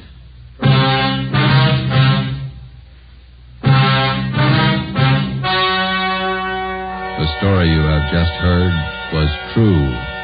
Only the names were changed to protect the innocent. On April 2nd, 1947, trial was held in Superior Court, Department 81, City and County of Los Angeles, State of California.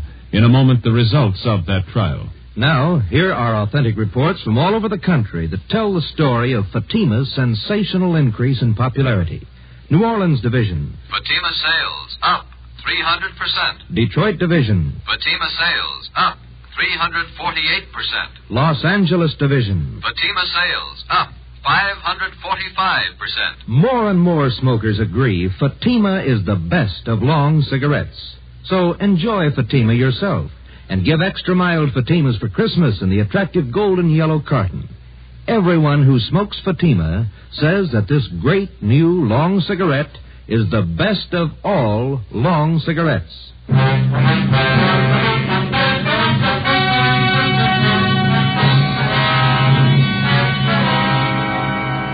Laura Barclay's murderer was identified as Martin Eric Swanson. He was tried and convicted of murder in the first degree.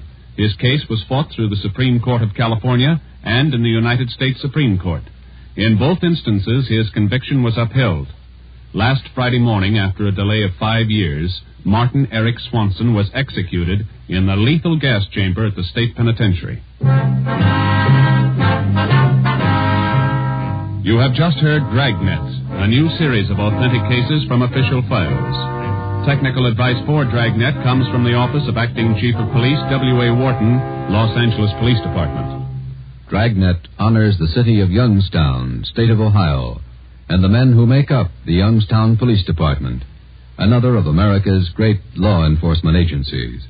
One of these men, Chief of Police Edward J. Allen, honored as Policeman of the Year, who dedicates his life so that yours might be more secure. Fatima Cigarettes, best of all long cigarettes, has brought you Dragnet from Los Angeles.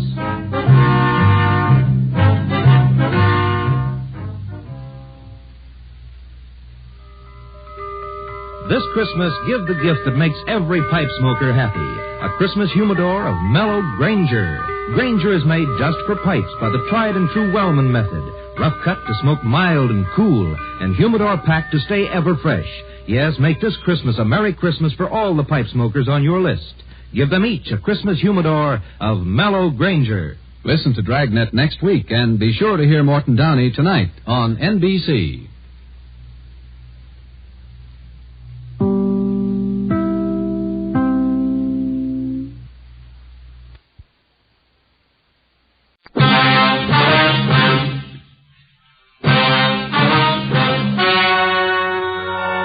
Ladies and gentlemen, the story you are about to hear is true.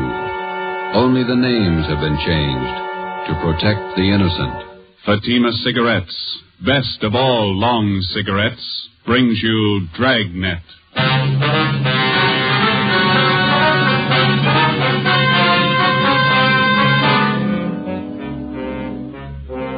You're a detective sergeant.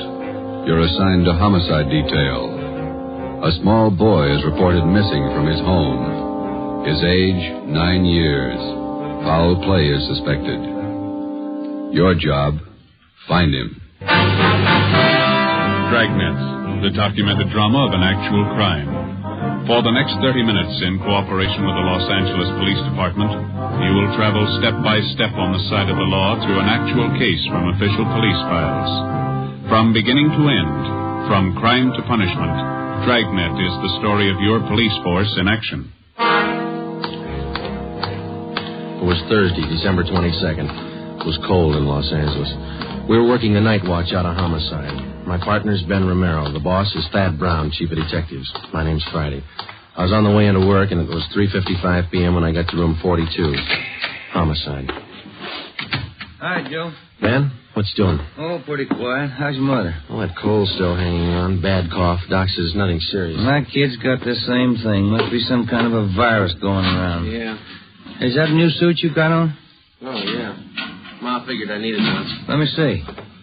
Oh, yeah, that's a nice shade of blue. Where'd you get it? Quincy's down in South Fig. Look okay? Turn around. Oh, yeah, that's a good fit. Did you get all the reports on the Webster case yet? Yeah, all taken care of. Let me get it. Homicide, Friday. This is Levinson, Unit 113J.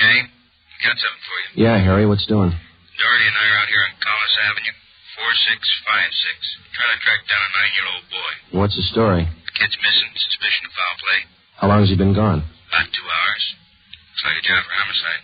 How do you figure? Kid was last seen playing in the backyard of his home. Yeah? We checked over the yard. Find anything? Bloodstains, lots of them. They look new. Ben and I left a message for Chief of Detectives Thad Brown.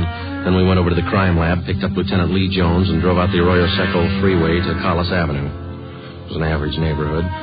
Number 4656 was a one-story green stucco residence situated on the corner of Collis Avenue and Harrison Drive. Beyond the backyard was a tract of undeveloped land covered with scrub oak. Harry Levinson from Highland Park Juvenile was waiting for us in front of the house. Back this way, fellas. I'm coming, Lee. Wait till I get my bag. Okay. Who notified you that the boy was missing, Harry? The mother. Said she went out to do some Christmas shopping about 11 this morning, left the boy home. She came back about 2 this afternoon. He was gone. What's the name? Johnstone. Kid's name is Stanley, 9 years old. Mm-hmm. Was this gate open like this when you got here? Oh, yeah. I haven't touched the thing. Here are the stains over here, Lieutenant Jones, along the edge of the walk, see? Yeah. Let me see. Quite a few stains, huh? Looks like it might be blood. I'll try some benzodine on these spots here. There we are. See what happens? Where's the kid's mother now, Harry? In the house. Doherty's talking to her. Did you talk to any of the neighbors? People next door. One's on this side. They couldn't tell us anything. There it is, fellas. Yali? These spots I covered with benzodine, they're turning blue. Bloodstains, all right. Can't say definitely whether it's human or animal blood. Mm-hmm. You have to go back to the lab to run it through? Yeah, biological precipitin test. Hand me one of those glass vials from my bag, will you? Yeah.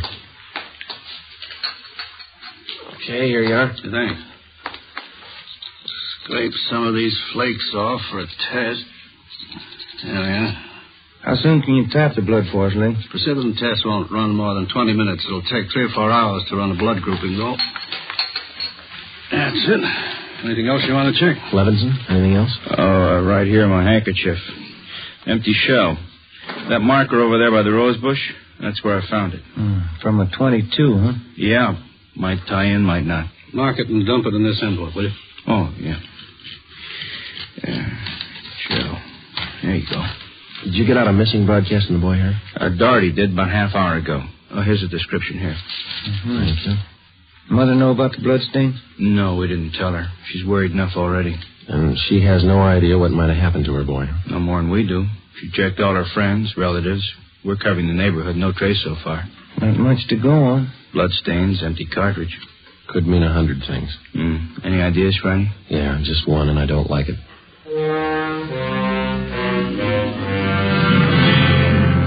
4:30 p.m., Thursday, December 22nd. The neighborhood search for 9-year-old Stanley Johnstone continued. Lee Jones went back to the crime lab to start the precipitant test and the blood grouping. Levinson and his partner Doherty from Highland Juvenile stood by. We called Chief of Detectives Thad Brown, and he ordered up a special detail to aid in the search for the missing boy. Ben and I questioned the boy's mother, Mrs. Ruth Johnstone, a woman in her early 40s. She seemed fairly calm under the circumstances. Miss Johnstone, is your boy Stan in the habit of wandering off without telling you where he's going? No, he's not in the habit of wandering off, but he has done it before. When was the last time, Miss Johnstone? You don't have any children, do you, Sergeant Friday? No, I'm not married. Well, there comes that time in every young boy's life when he feels that it's time to leave home, to go out on his own. It usually happens somewhere around 8 to 10. I think I know what you mean. I got a boy. Well, then you know how it is. My husband and I scolded Stanley one day after school. He was quite put out about it. He thought George and I were unfair. Packed a few of his things and left. How long was he gone? Oh, no time at all. About 2 hours. I was worried about him, but my husband said to leave him alone. Said every boy had to go through that stage. Well, then you think he's run away from home again this time? Yes, I think so. He's been gone about 4 hours now, and I have a funny feeling about it. Did you and his father have some misunderstanding with the boy recently? Well, that's just it. We haven't. I don't mind telling you now that we're talking about it. I am getting worried. Any place around that he might like to visit? Hobby shop, playground, where he might be? Yeah, there's Jensen's model shop and little Shanna Burrows, but I've already called him, and he hasn't been seen all day. I called all his friends. They have no idea where he is either. We'd like a list of all his friends and the places that he was known to frequent. Oh, yeah, all right, I'll give them to you. Where do you suppose he is? Where's your husband now, Miss Johnstone? Oh, he's at work. George works for the city. He's a fireman. What house is he stationed at? Engine Company 12. He's working the A platoon. He'll be home tomorrow morning.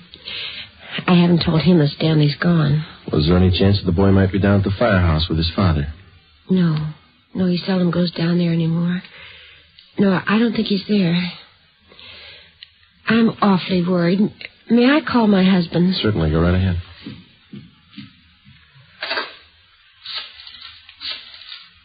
I know George will be worried. Stanley's been gone too long. Hello? May I speak with George Johnstone? This is Mrs. Johnstone. Thank you.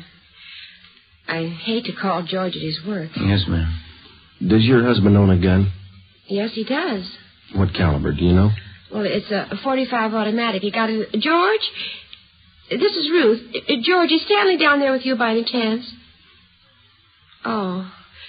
No, I can't find him anywhere. He hasn't been here when I came home from my shopping. There are 2 policemen here. No, I said there are 2 policemen here.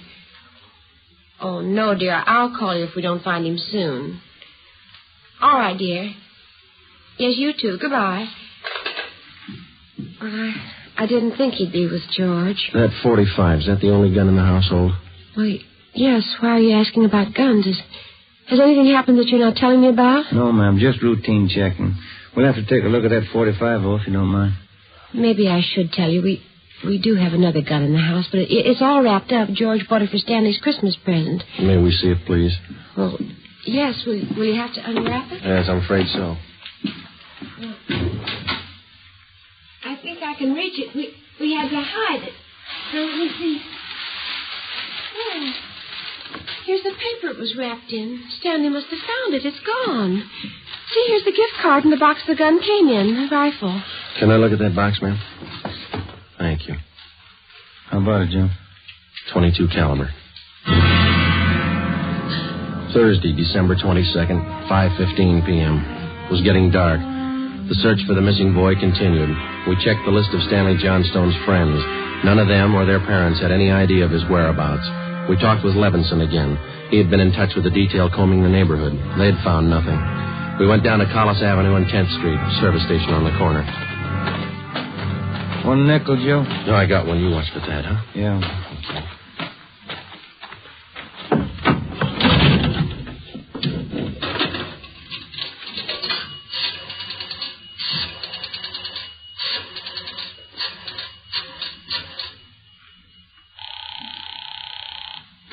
City Hall.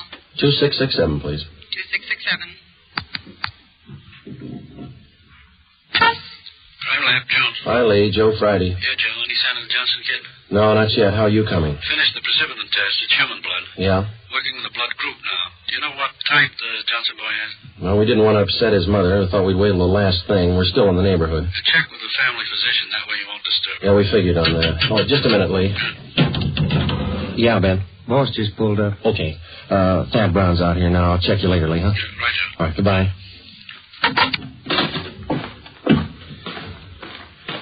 Gentlemen, how's it going? Just checked with Lee Jones. Yeah, I know. It's human blood. What do you think? We talked with the boy's mother, Mrs. Johnston. Found a gun missing. Yeah. Caliber's the same as the empty casing that Levinson found. 22. You said the gun was missing. Yeah, the Johnstones were going to give it to the boy as a Christmas present. They had it hidden, but it's gone now. Any idea who took it? Well, they left the Christmas wrapping behind. I think it was the kid. 22 rifle, huh? 9-year-old boy. When are they going to learn? First, it's carbide cannons on the 4th of July. The city issued ordinance after ordinance, but a few thousand kids around the country had to lose their eyes, fingers, hands before the parents gives us their full cooperation to outlaw them. I know what you mean. Sure you do. You and every other cop in the country became the heavies trying to clamp down on them. It's always the same story. This time it's guns for Christmas. I know what you're thinking, but we're not sure yet. Listen, Friday, there's a city ordinance against giving a gun to a kid. You know that? Yes, I know that. There's a missing boy and a missing gun. There's blood on the ground and an empty shell. That's enough for me. We're going to stay with it. Something's got to break. Yeah. I hope it's not the hearts of that kid's parents. Oh, hi, Chief. I've been looking for you, Friday. What do you got, Harry? Found the gun. New .22 rifle. Strong smell of cordite. I'd say it's been recently fired. Where'd you find it, Levinson? Back up there in that scrub oak. Up behind the Johnston house. Mrs. Johnstone identified it. Buckley took it down to the crime lab. Thanks, Harry. Is Miss Johnston okay? Pretty sick now. Kilby came up with something else. What's that? There's another one missing. An 8-year-old boy. 6:30 p.m. We talked with Officer Kilby about the other missing boy. He told us that his name was Stephen Moorheim, 8 years old. His family had just moved into the neighborhood, and it seemed that no one besides the Moorheim family knew that the boys played together.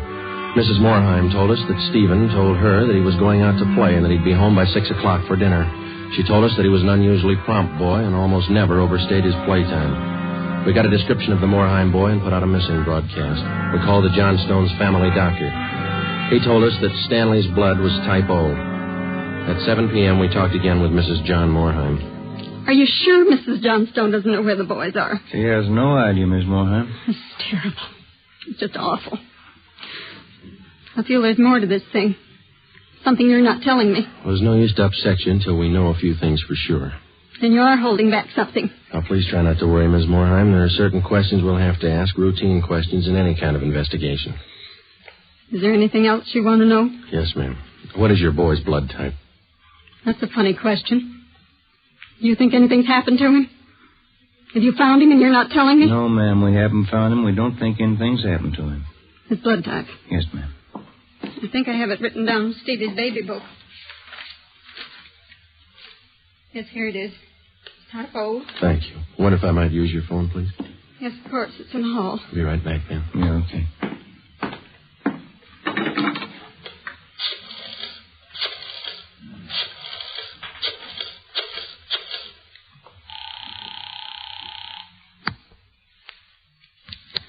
City Hall. 2667, please. 2667.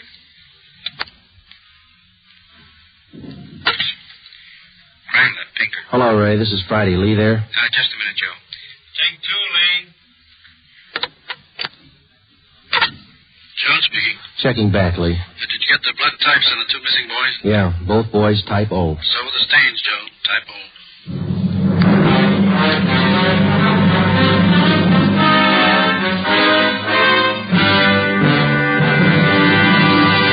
You are listening to Dragnet for the solution to an actual case from official police files.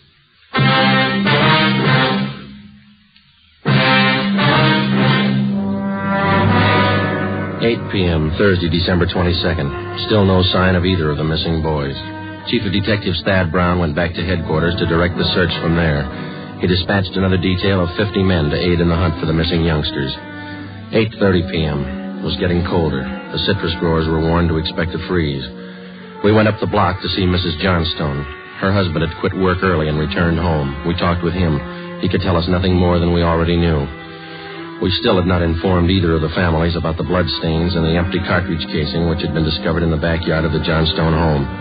It was more than possible that they had a right to know about our findings, but Ben and I felt that there was no cause to add to the distress of the 2 families at this time. If the 2 missing boys were found alive and well, then the bloodstains in the cartridge case would be of no concern to the relieved parents. At 8:40 p.m., Ben and I left the Johnstone house and went to the home of Mr. and Mrs. John Moorheim. Miss Moorheim, you said your husband worked at a market? Yes. He telephoned about 15 minutes ago and said he was closing up right away. He'll be here any minute. I do wish Stevie would call or come home. It's so cold out tonight. All he had on was a thin cotton jacket. Please try not to worry. We're doing everything we can. He's going to be all right. Stevie's father's such a sensitive man. He and the boy are so close. I know he's terribly upset. No, you're sure there's no place you might have forgotten? Someplace where the boy might be? No place. No. If anything happened to the boy, it'll just kill Joe. No. You sit still. I'll get it, Miss Moorheim. Joe? Hi, Harry. The Johnstone kid. He's been found.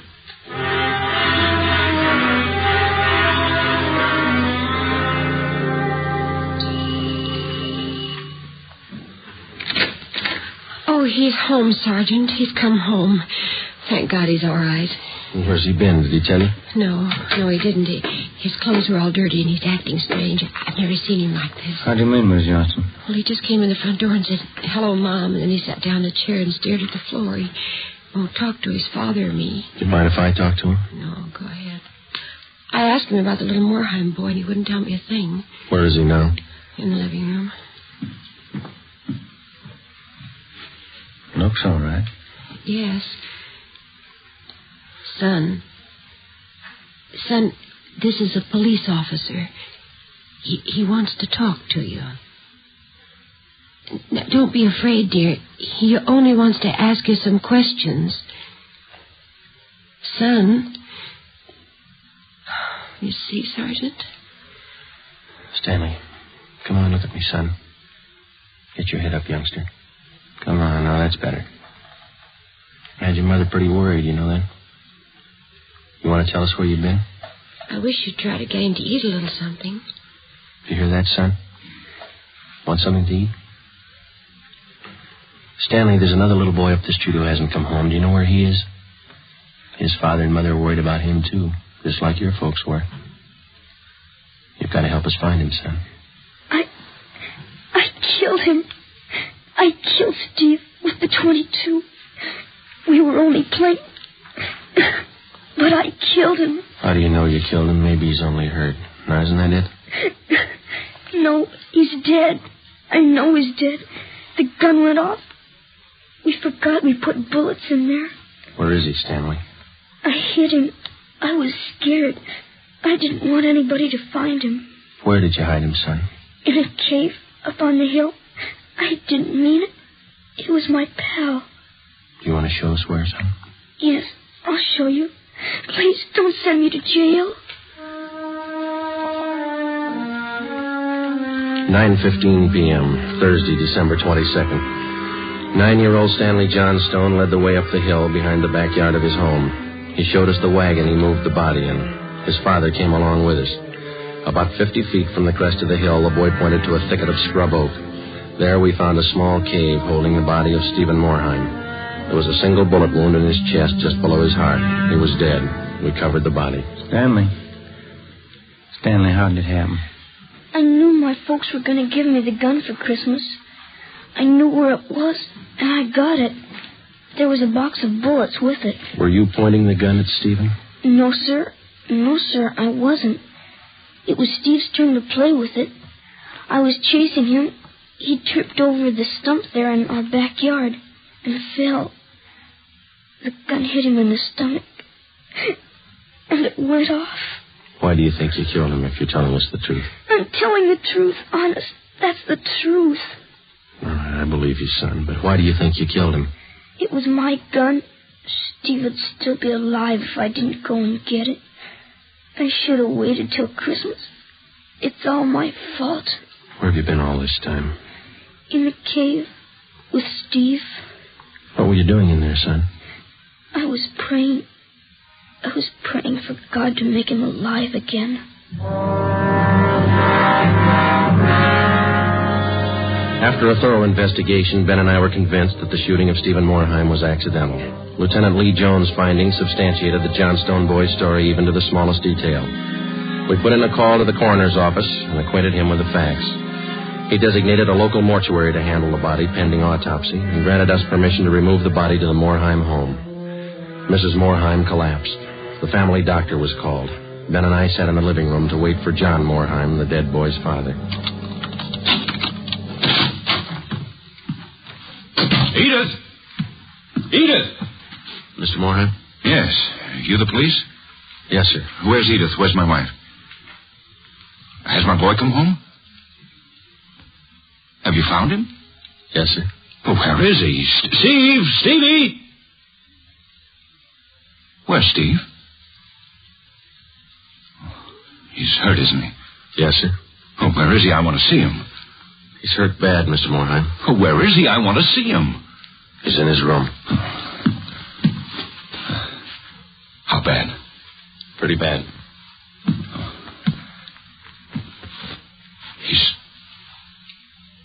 He's dead. All right, if I go in. If you want to. Will you go with me? Sure. Don't make it any harder on yourself, Mr. Morheim. I want to see my boy.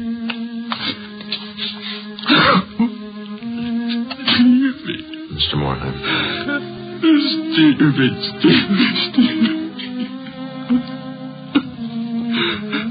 Listen to me, son. We've got you a lot of nice things for Christmas. Everything you wanted. I got you those 3 new cars for the train. The one with the searchlights really works.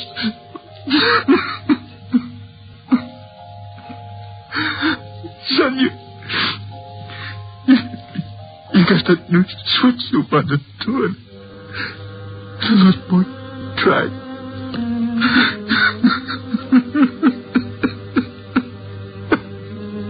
Oh, stupid.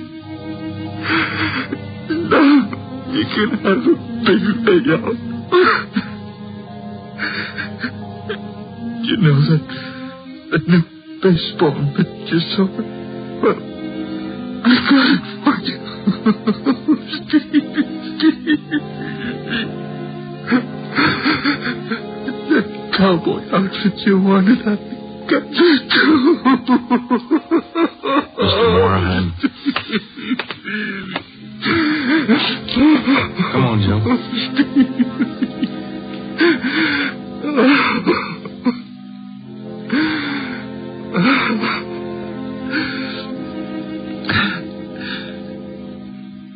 What happened? It was an accident. He was playing with the Johnstone boy at the street. Playing with a gun. It went off. What was the other boy's name? Stanley Johnston. It was an accident. Mr. Morheim, where are you going? I want to see that boy. We had no idea what the dead boy's father had in mind. We didn't feel that we should try to restrain him. We went along with him up the street to the Johnstone home.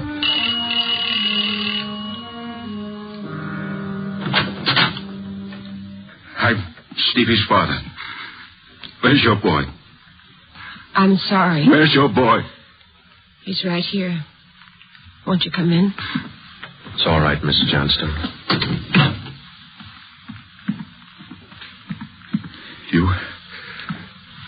You the boy that was with Stevie? Yes, sir. What's your name? Stanley. Stanley. I know it wasn't your fault, Stanley. I wonder if you'd do something for me. Yes, sir. I've got a lot of nice presents for Stevie. I know he'd want you to have them. I want to give them to you. Christmas Eve. Mom? I think that would be a fine idea, son. Come on, Ben.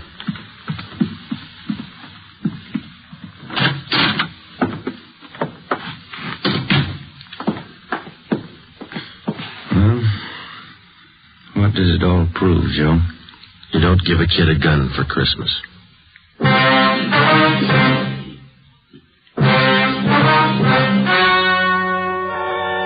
The story you have just heard was true. Only the names were changed to protect the innocent. On December 24th, 1948, a coroner's inquest was held in the county morgue, city and county of Los Angeles, state of California. In a moment, the results of that inquest.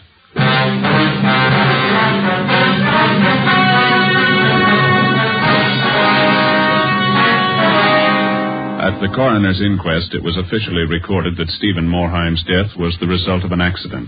Stanley Johnstone, age 9, was absolved of any legal responsibility for his friend's death. You have just heard Dragnet, a new series of authentic cases from official files. Technical advice for Dragnet comes from the Office of Acting Chief of Police W.A. Wharton, Los Angeles Police Department. Dragnet honors Hennepin County, Minneapolis, state of Minnesota, and the men of the Hennepin County Sheriff's Office, another of America's great law enforcement agencies. One of these men, Sheriff Ed Ryan, veteran police officer and department administrator, who dedicates his life to making yours more secure. Fatima Cigarettes, the best of all long cigarettes, has brought you Dragnet, portion transcribed from Los Angeles. Be sure to hear songs by Morton Downey tonight on NBC.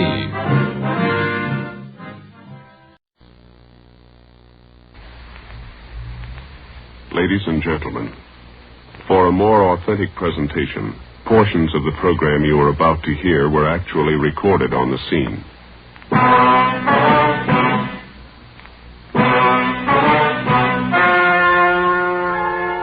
The story you are about to hear is true. Only the names have been changed to protect the innocent. Fatima Cigarettes, best of all long cigarettes, brings you Dragnet.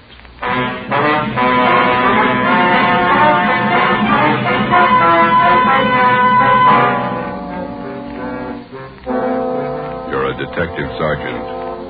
You're assigned to robbery detail. A gang of hold-up men have been running loose in your city. They've committed more than a dozen robberies. They're heavily armed, quick to shoot. Your job, stop them. If you want a long cigarette, smoke the best of all long cigarettes. Smoke Fatima. Fatima is the long cigarette which contains the finest Turkish and domestic tobaccos superbly blended to make Fatima extra mild.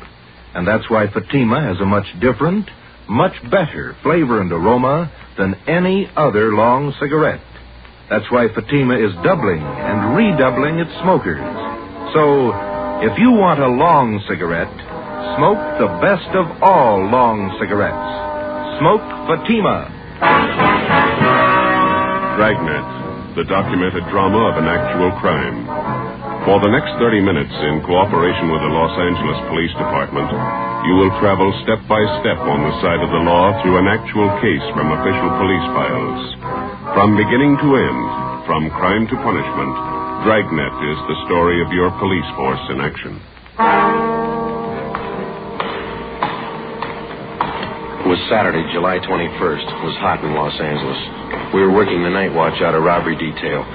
My partner's Ben Romero. The boss is Thad Brown, chief of detectives. My name's Friday. I was on the way back from the record bureau, and it was 6:55 p.m. when I got to room 27A. Robbery detail. Hi, Joe, you ready? Let's go. Where'll I dump this top coat? There. It's too hot out tonight for that. Yeah, the rest of the guys take off already? Yeah, we better hustle. How many men are working this thing tonight? Must be at least 50, covering every drugstore in the South Central area. Which one did we draw? Naomi in South Alameda, Rex Pharmacy. Yeah. Parking lot across the street. We can cover the pharmacy from there. We better check out a Thompson from the business office first, huh? That's a good idea. We might as well be ready. They are. Who got the tip the gang was moving into the south end of town? It's Johnny Powers, one of his informants. Okay, here we are. Business office, Blair. Yeah, I'll take care of it. Thanks. Hey, Blair, do you want to check out a Thompson for us? Okay, Friday. Heavy duty? Yeah, kind of. There's a sign-out book. Thank you. Hey, you might as well give us a shotgun while you're at it, Blair. Okay. Check these out for an hour. Sounds like a busy night for you fellas. Maybe. Thompson's okay. So the shotgun. Want to sign up for the shotgun too, Joe? Yeah, okay. One Thompson, submachine gun, 1 shotgun. You got those serial numbers there, Blair? Yeah. Thompson 67811. 67811. Yeah. Shotgun 655228. 5228. Okay. Signed, Joe Brady. Serial number 2288. Ben Romero. What's your serial number, Ben? 2633. Oh, yeah. 33. 6 shells for the shotgun, 50 shells for the Thompson, okay? All right, I'll sign for him. Okay. Gang's pretty rough, I understand. Gun heavy. Yeah, that's what they tell us. Okay. Here's the book, all signed. Okay. Here you go. A lot of firepower there. Yeah. Hope you don't have to clean them when we bring them back. We went down to the basement of the city hall, picked up our car, 80K, and drove out to Naomi and South Alameda streets. We located the parking lot and pulled in. There were 4 other cars parked in the lot so we wouldn't be conspicuous. Ben and I got in the back seat out of the light. From our vantage point, we had a clear view of the entrance to the Rex Pharmacy across the street. We had the shotgun and the submachine gun on the seat beside us. We listened to the calls coming on the radio, and we waited. 13J, stand by. There's no cooler here than it is in the office. Yeah. Hot and sticky, huh? Yeah. Paper says it's going to be worse tomorrow. Roll down your window, will you, and get some air in here? Yeah, huh? The pharmacy isn't doing much business. Not more than a dozen people in there in the last hour. No soda fountain, I guess. Sure is hot. You have to talk about it, huh? It helps. What time you got? 10 minutes to 10. No smoke? No, thanks. Yeah, I'll get it. That gang's gonna show up here. Wish they'd get it over with. Fellas might have got a bum tip. Well, the gang hasn't missed a weekend for 2 months. I wonder how much time the average cop spends waiting. I don't know. Put it all together and make a fine vacation. What do we do, sit this out till the pharmacy closes? Yeah, 2 a.m. Sure is hot. Yeah. Midnight came and passed. The traffic on South Alameda thinned out. Only an occasional customer entered the pharmacy across the street. Ben kept complaining about the heat. We waited. Well, that's it, Joe. There go the lights. Drugstore's closing. Yeah, the guy's locking the doors. There he goes. We might as well shove off, too. Yeah. Let's get in the front seat.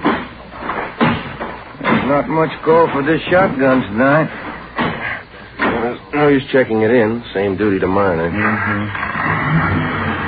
all units. All units in the vicinity of 8th Hill on the corner of Hill and Geneva Alley, the 211 and shooting. Code 3. Hit the light. Yeah, come on, let's roll.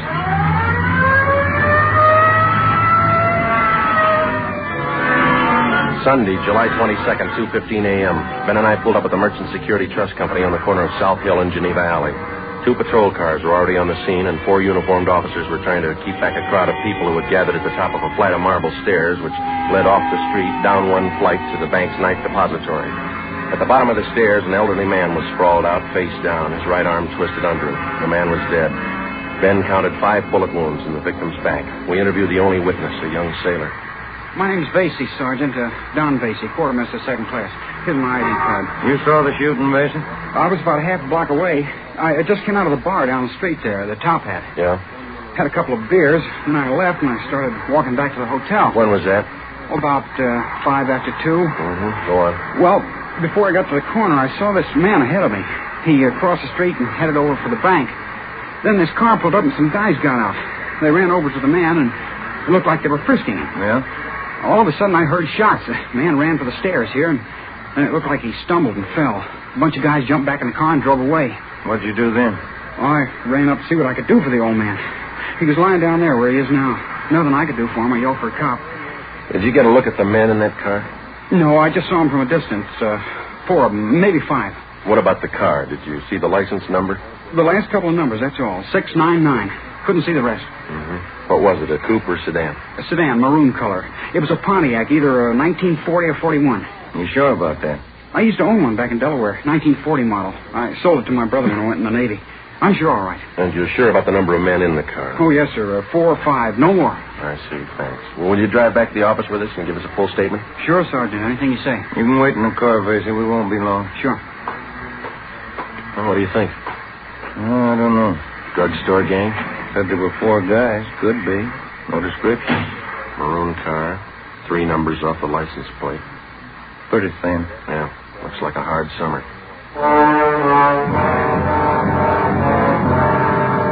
We completed our preliminary investigation. The coroner arrived and the body was taken to the county morgue in the basement of the Hall of Justice. The victim was identified as Walter Conroy, the proprietor of the Flowerland Dance Hall on South Hill Street.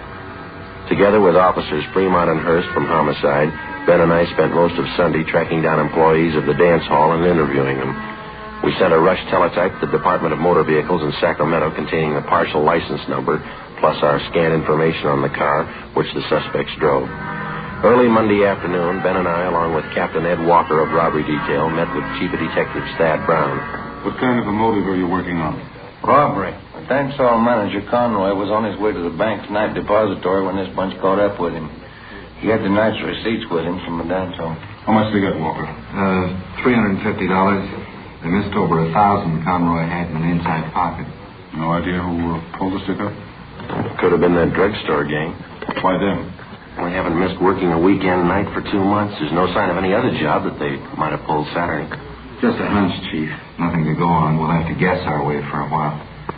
Sacramento checking the description of the car, the numbers off the license plate? Yeah, ought to have an answer this afternoon. Any leads on the drugstore gang at all? Plenty. None of them good. Suspects are loaded down with guns. That's all we know. Excuse me. Brown speaking. Just a minute. Friday's for you. Oh, thanks. Reached over here. Friday. Yeah, Ralph. How many? Yeah. Okay, thank you. Oh, I got an answer from DMV, Sacramento, about the hold-up car. What'd they say, Joe? Well, they looked up the possible combinations of 1940 or 41 Pontiac sedans with the number 699 on the license plate. Yeah? 123 possibles to check. Not much choice. No car of that description on the hot list. Killer might be the legal owners. 123. Well, even after we check them, we still might not have the right party. That's right. If we got a better lead, we'll work on it. Nope. Well, then ride this till it falls apart. For the next 13 days, Ben and I, Fremont and Hurst from homicide, plus a half a dozen other men, hacked away at the list of 123 car registrations, any one of which could have been issued to the hold-up car. The color of the sedan didn't help us much to start with, since California vehicle registrations do not include the colors of the cars. After 14 days of gradual elimination of possibles, the field was narrowed to 6, then 4, and then 2. August 6th, Monday, 5:30 p.m. Ben and I were called to Thad Brown's office. Gentlemen, you check out that last possible yet? About 20 minutes ago. It didn't pan out. What about Hurst and Fremont? They had one left. Right here. Could be the answer. Yeah. 1940 Pontiac sedan, license number 4XA699. Last registration, San Diego. Sounds good. We teletyped to San Diego police. They say the car's been sold to a woman out in Santa Monica. Anyone checked her? Well, that's what I want you two for. San Diego and Santa Monica. Well, it's in the right area. Can't afford to miss now. I hope it's the right one. Well, it's got to be. Check it. Ben and I checked the woman in Santa Monica, Mrs. Fielding. She told us that she had sold the car 6 months before to a friend who lived in Bakersfield. We contacted her friend. He told us the car had been traded in by him to an auto dealer in Pasadena. We checked the dealer. He said the car had been sold off his used car lot 2 months before. The new buyer had given his name as Emil Thurston. 2 names were given as reference, Lloyd Newton and John Lacombe. We ran a routine check through the record bureau.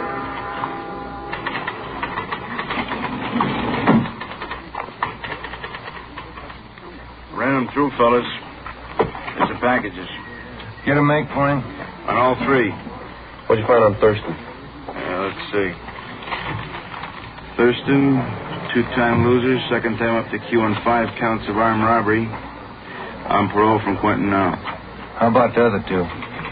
Lacombe, let's see.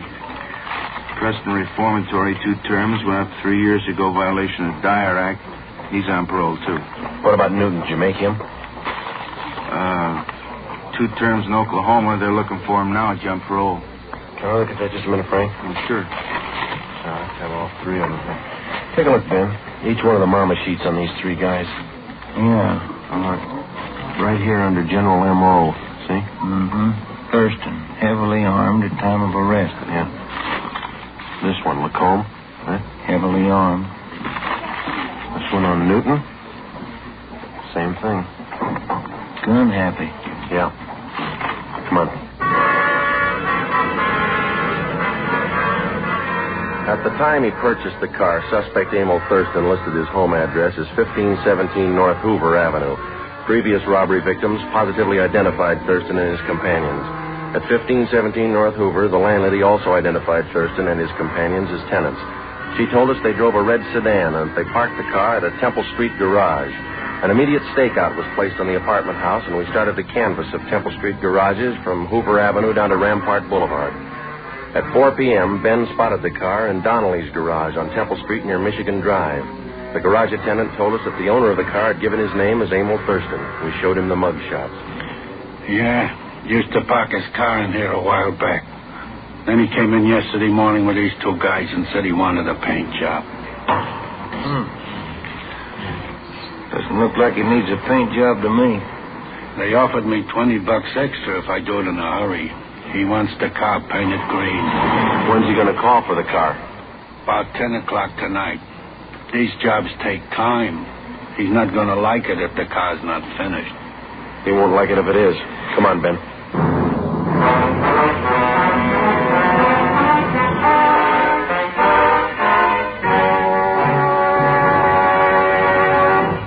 You are listening to Dragnet, authentic stories of your police force in action. Now, here is an authentic report from Fatima Cigarettes. In 1949, Fatima doubled, tripled, and quadrupled its smokers. In 1950, enjoy Fatima yourself. You'll find Fatima extra mild. Because Fatima is the long cigarette which contains the finest Turkish and domestic tobacco superbly blended to make Fatima extra mild. You'll find Fatima tastes much better. Fatima's superb blend gives you a much different, much better flavor and aroma than any other long cigarette. You'll find Fatima tops in cigarette quality. Fatima has always stood for the best in cigarette quality. For a new year of greater smoking enjoyment, buy Fatima in the appealing golden yellow package. You'll agree, Fatima is the best of all long cigarettes.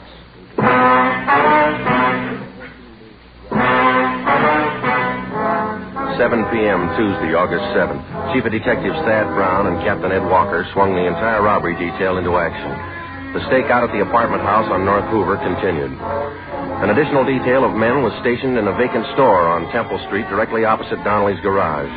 Donnelly's garage was a small family outfit, and the only spot from which we could cover it thoroughly without being seen was from a large paint locker set up against the right wall. The garage man cleared enough room so that Ben and I could fit into the locker in a half-stoop position. 2 small latches were rigged up so that we could pull the doors closed from the inside. 4 ventilation holes at the top and bottom of the doors provided us with peepholes. At 8 o'clock that night, Ben and I took our places inside the locker. The trap was set. We waited. Can you see all right, Joe? Yeah. It's hot in here. Stale air.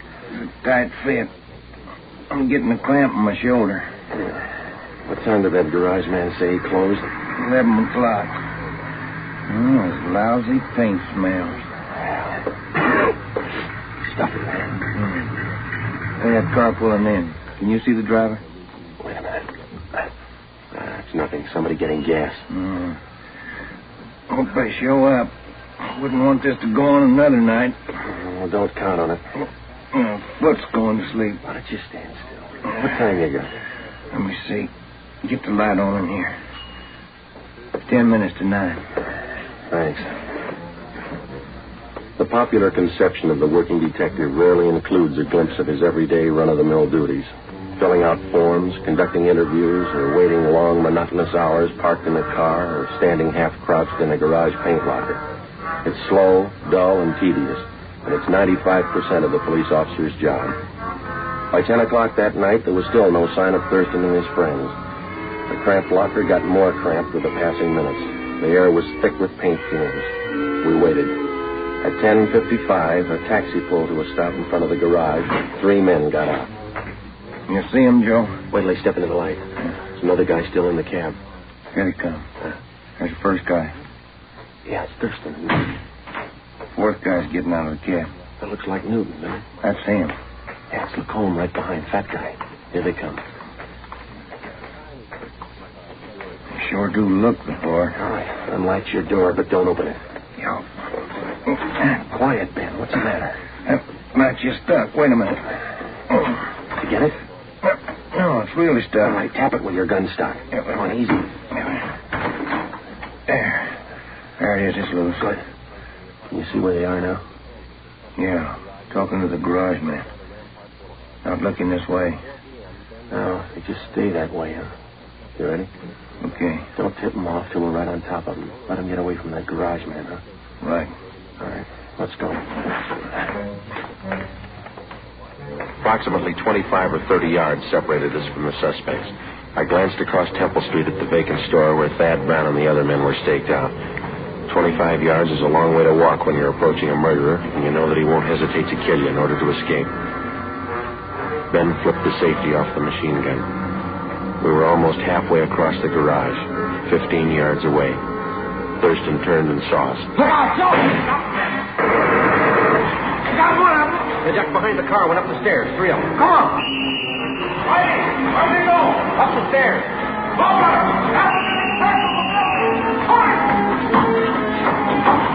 Up this way, Joe. Yeah, watch it, Ben. Get on. They're somewhere back in that corner up there. You're trapped. Pull out your gun. All right, Ben, give it over.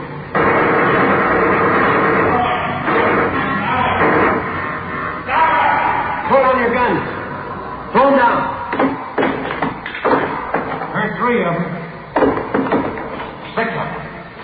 All right, now come on down with your hands behind your head. Cover me, Ben. I'll frisk them. Right. You up on the end. Get your hands back of your head. All right, stand still. All right, next one. Go on. Clean. All right. Lacombe. Watch him, Joe. All right, you. Rest of you, stand back. Keep your hands up. You all right, Joe? Yeah. 2 more guns on him. All right, you two, hold it. Here comes the chief. Yeah. I'll get these guns together here. Lacombe. He's not much of a fighter. Not without a gun. The suspects were booked at different divisions to keep them separated. Emil Thurston and Lloyd Newton were taken to Hollenbeck Park and booked on suspicion of armed robbery and murder. John Lacombe was booked at Highland Park Jail on the same charges. The other suspect, who had been wounded in the escape attempt, was identified as Harold Steves, 19 years old. He was treated for a leg wound at Georgia Street Receiving Hospital and then transferred to the prison ward at the county hospital. During the next 2 days, each of the suspects was questioned individually. Thurston, Lacombe, and Newton would admit nothing. The 19-year-old Steves broke down and agreed to turn state's evidence. We took his statement to Chief of Detectives Thad Brown. Gentlemen, what did the boy tell you? Just about everything, boss. They pulled the drugstore holdups and they killed that dance hall owner, Walter Conroy. Which one of them? Well, the kid says Thurston shot him. He says Thurston's the gang leader. Good. You finally got a count on those guns you took off them? Yeah, 12 of them. Each one of them was ready to go, bullet in every chamber. Did you get a complaint from the DA's office yet? They were arraigned. Preliminary hearing set for Monday. Fine. You got them in jail. I'll put them in prison. The apprehension of the criminal doesn't mean the end of a case for a police officer. He spends just as much time helping to convict the criminal after he's caught. Evidence must be gathered and authenticated and presented to the district attorney's office. If confessions are possible, they must be obtained and put in order.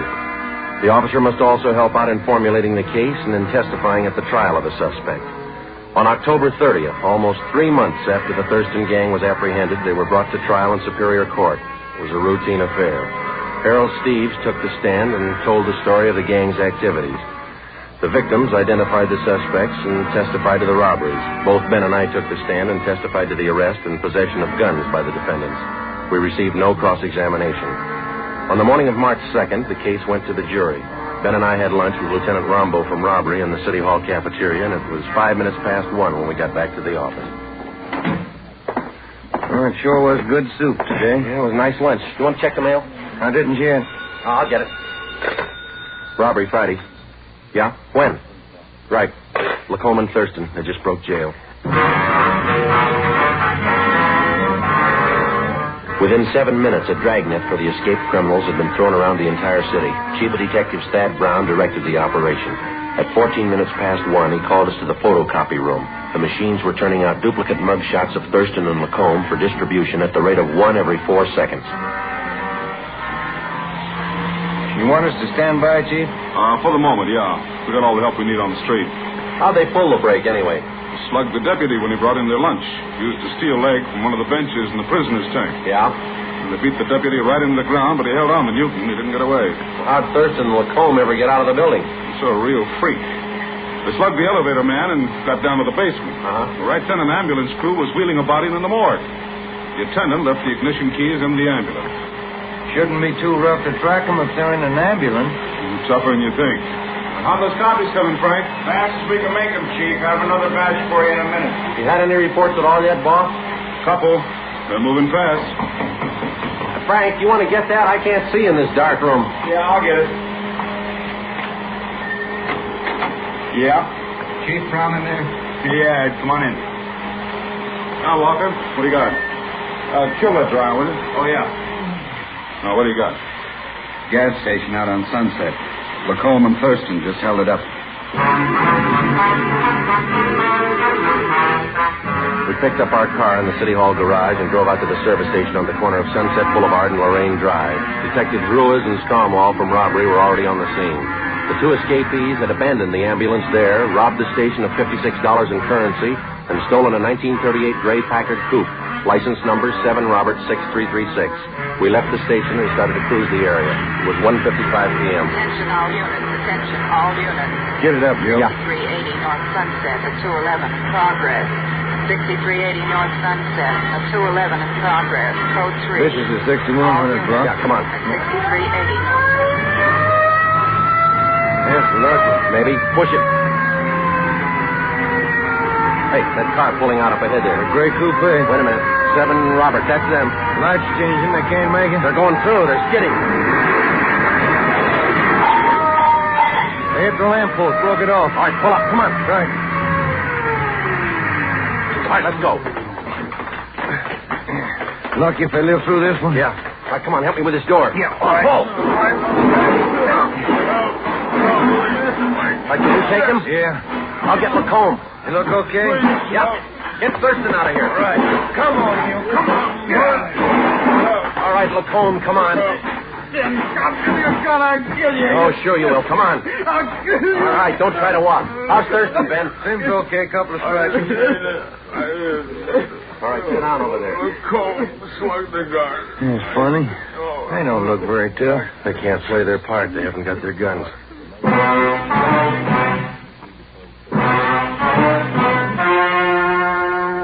story you have just heard was true. Only the names were changed to protect the innocent. On March 3rd, 1947, trial was held in Superior Court, Department 91, City and County of Los Angeles, State of California. In a moment, the results of that trial. It's amazing how many long cigarette smokers are changing to Fatima. Here are the actual figures. New York Division. Fatima sales up 132%. Chicago Division. Fatima sales up 453%. Los Angeles Division. Fatima sales up 545%. Yes, in 1949, more and more smokers discovered that Fatima is the best of all long cigarettes. They found Fatima extra mild. They found Fatima has a much different, much better flavor. They found the name Fatima means the best in cigarette quality. In 1950, enjoy Fatima yourself. best of all long cigarettes.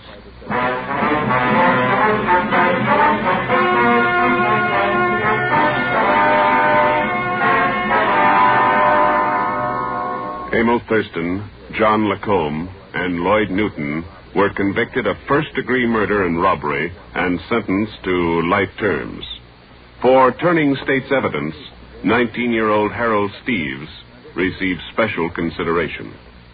As a result of the jailbreak, Thurston and Lacombe were convicted of assault and escape. They are now serving life terms in the state penitentiary. You have just heard Dragnet, a new series of authentic cases from official files. Technical advice for Dragnet comes from the Office of Acting Chief of Police W.A. Wharton, Los Angeles Police Department. Dragnet honors the city of Pasadena, state of California, and the men who make up the Pasadena Police Force, another of America's great law enforcement agencies. One of these men, Chief of Police Clarence H. Morris, traffic specialist and veteran police administrator, dedicates his life to making yours more secure.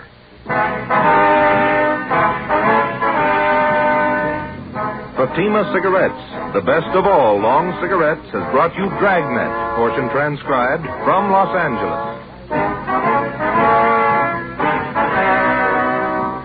Be sure to hear songs by Morton Downey tonight on NBC.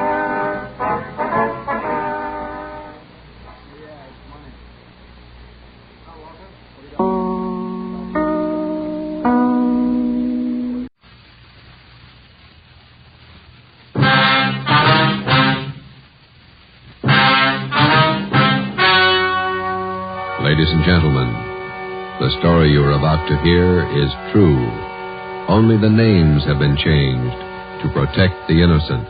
Fatima Cigarettes, best of all long cigarettes, brings you Dragnet.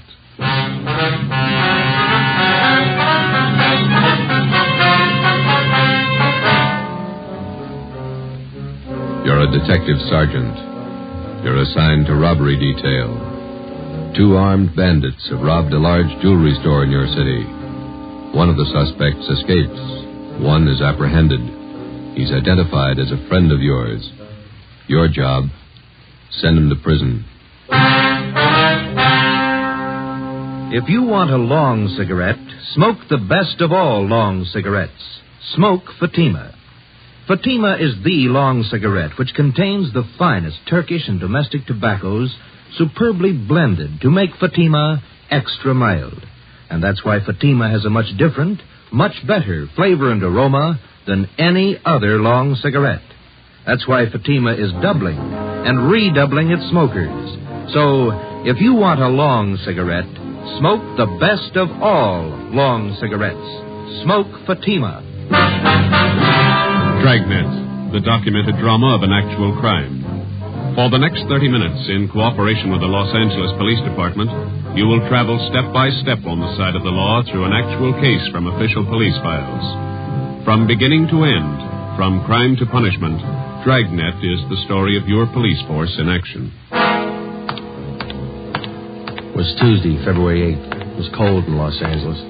We were working the night watch out of robbery detail. My partner's Ben Romero. The boss is Thad Brown, chief of detectives. My name's Friday.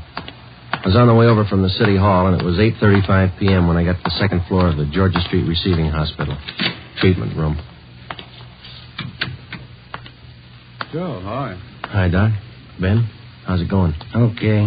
It hurt for a while. Doc gave me an injection. 1/6 of a grain of morphine, Novocaine injection. The bullet still in your shoulder? Doc's about ready to take it out. As soon as I get the wound cleaned, here's the soap and water, nurse. Alcohol sponge, please. How's it look, Doctor? Well, there's the x-ray. Shallow penetrating wound in the deltoid area. Sludge, larger than the soft tissue right here. Oh, yeah. No bone involvement. Lucky the bullet was spent. That's good. Feel okay? Sure. Nurse, methylate applicators, please. All right.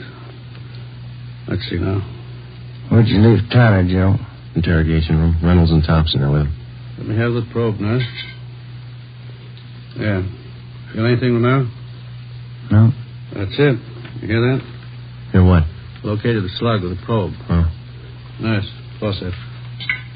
Thanks. Here we go. Oh, steady. You call your wife? No, she don't worry. Here it is, boys. On the market for evidence? Yeah, give it to me, will you? I will.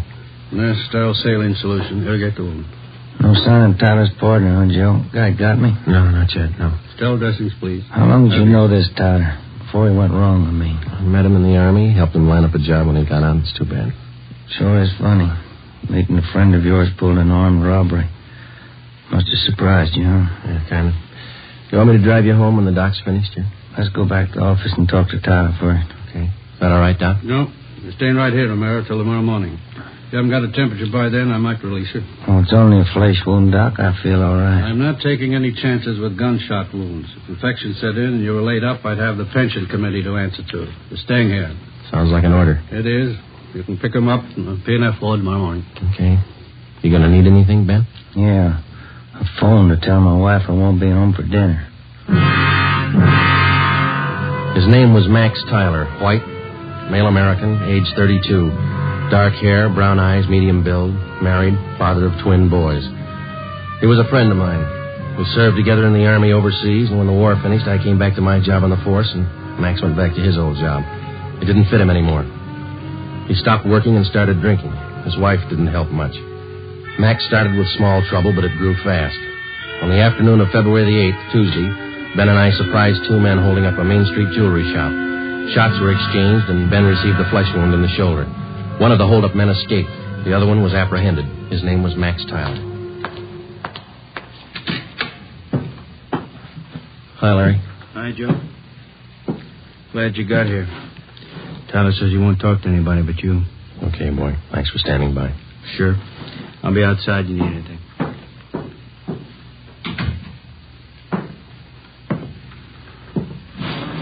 Max? Joe? You're in deep this time. You shot a cop. I didn't.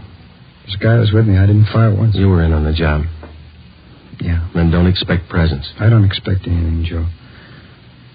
Glad you came back. I don't want to talk to those other cops. I work in the same department they do. Same job. Well, it's easier to talk to you. What's your story? I was crazy to try it. No alibis, Joe, but I didn't know what I was doing. Believe me, I just didn't realize. I won't buy it, Max. You told me the same thing 14 months ago when they picked you up for those bum checks you were passing. Sure, I hung some paper, but I'm no hood, Joe. You know that. I was drinking. I needed dough for Dorothy and the kids. You got to believe me. I need a break. You said that before, too. I went to bat for you, got off with 6 months and 3 years probation. Now you turn up with another caper. I know, Joe, I know. I'm sorry. You're sorry once, Max, and it works, but one free ride's enough for anybody. Now, that's it. Did I say I wanted that kind of a break? I'll serve my time, Joe. I'll serve every day I owe. And then what can you tell me you couldn't have told the other cops? I want to ask you a favor. Yeah? I know you're going to hook me on this. So while I'm doing my time, Dorothy and the kids are staying with relatives out in Inglewood. If you'll... Well, just keep an eye on them, you know, Joe. I don't mean dough. Dorothy can work with... Kind of watch out for them, huh? Give them a break, Joe. It's not their fault. You do it, Joe? Yeah. Sure, I'll take care of it. Now, you do something for me. Anything you want, guy. Let's have the straight story. Who was the guy with you on that hold-up this afternoon? Cresta, George Cresta. You know him. Out of Folsom, short guy, black hair? Yeah. He's got a room above the Red Owl Bar down on East 3rd near Broadway. That's where he hangs out. Where can we find Cresta now? Oh, maybe there. I don't know. I'll give you a list of the places he goes. Some of his friends I've met. He sure roped me in. Said there was going to be an arrest. You were carrying an S&W 38. Sure. When they got outside the jewelry shop, Cresta jammed the gun in my hand. I had to put it away, get it out of sight. Believe me, Joe, he roped me into this. It sounds like an alibi, no. This is your second time around, Max. It sounds like one. Okay, I got nothing coming. Don't forget about Dorothy and the kids. I promised you. Now, you want to give me a full statement on the hold-up now? Anything you say, Joe. I'll call for a stenographer. Joe. Yeah. I'm sorry. I am. I believe you. You got the feeling too late, that's all. Max Tyler was arraigned in municipal court 2 days later. Bail was set at $10,000. 3 days after that came his preliminary hearing in municipal court. At his arraignment in Superior Court, 5 weeks after he'd been apprehended, Tyler entered a plea of not guilty. A date was set for his trial in Superior Court. Meantime, the hunt for George Cresta, Max's accomplice, went on. There wasn't a sign of him. Our informants had no lead on him, and the all-points bulletin containing all the information we had on Cresta brought in nothing. On Monday, March 22nd, the trial of Max Tyler was held in Superior Court. Ben and I were subpoenaed to appear. The victim of the holdup, the jewelry store manager, was the first to testify. He was questioned by both the prosecutor and the counsel for the defense. He left the stand at 11:25 a.m. If it please, Your Honor. Counsel for the defense. Before the next witness testifies, I'd like permission to approach the bench. Permission granted. Counsel for the prosecution may also approach. Wonder what that's all about, Joe. Something's up. Hey, look. Judge is shaking his head. Public defender's going back to the counsel's table. Counsel for the defense. Your Honor, it is my client's desire to change his plea to guilty. Defendant rise and face the court.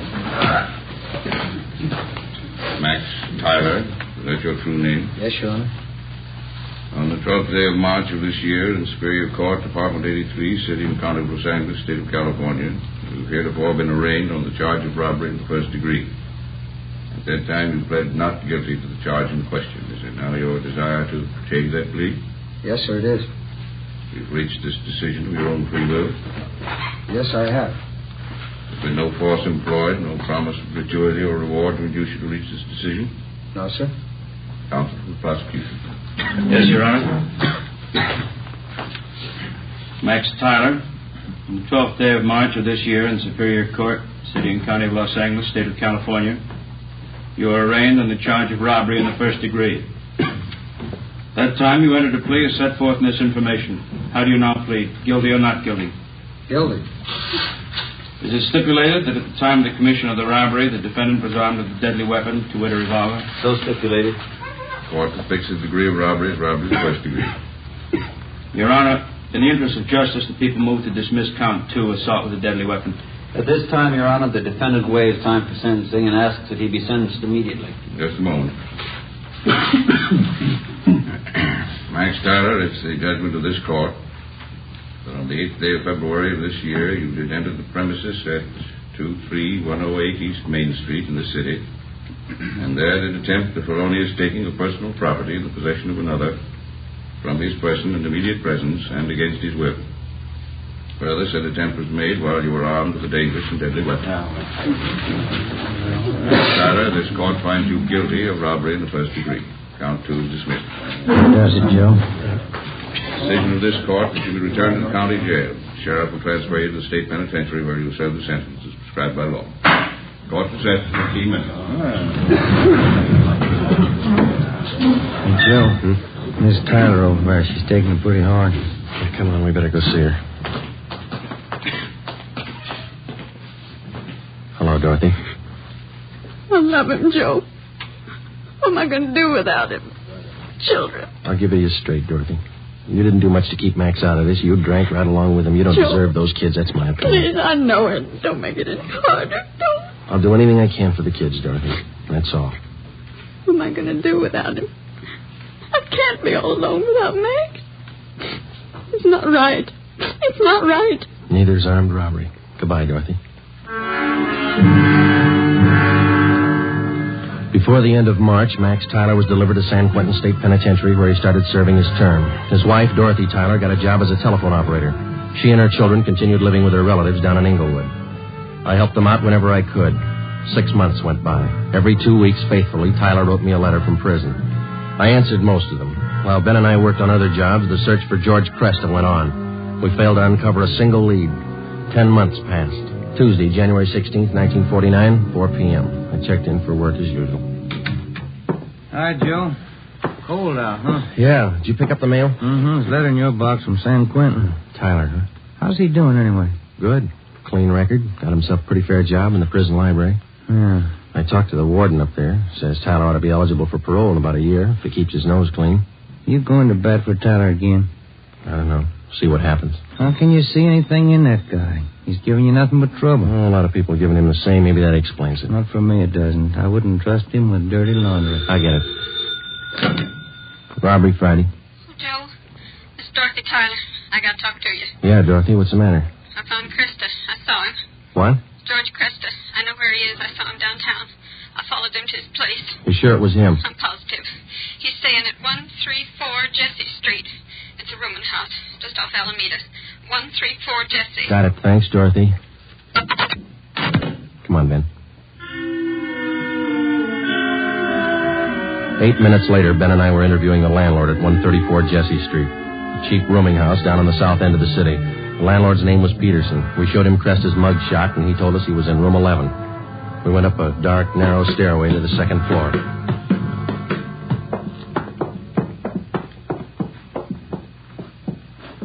Here we are, number 11. All right, stand clear. I'll try the door. Mm-hmm. It's open. Yeah. Joe, have a look. He's asleep. He's passed out. Come on, slip the cuffs on him.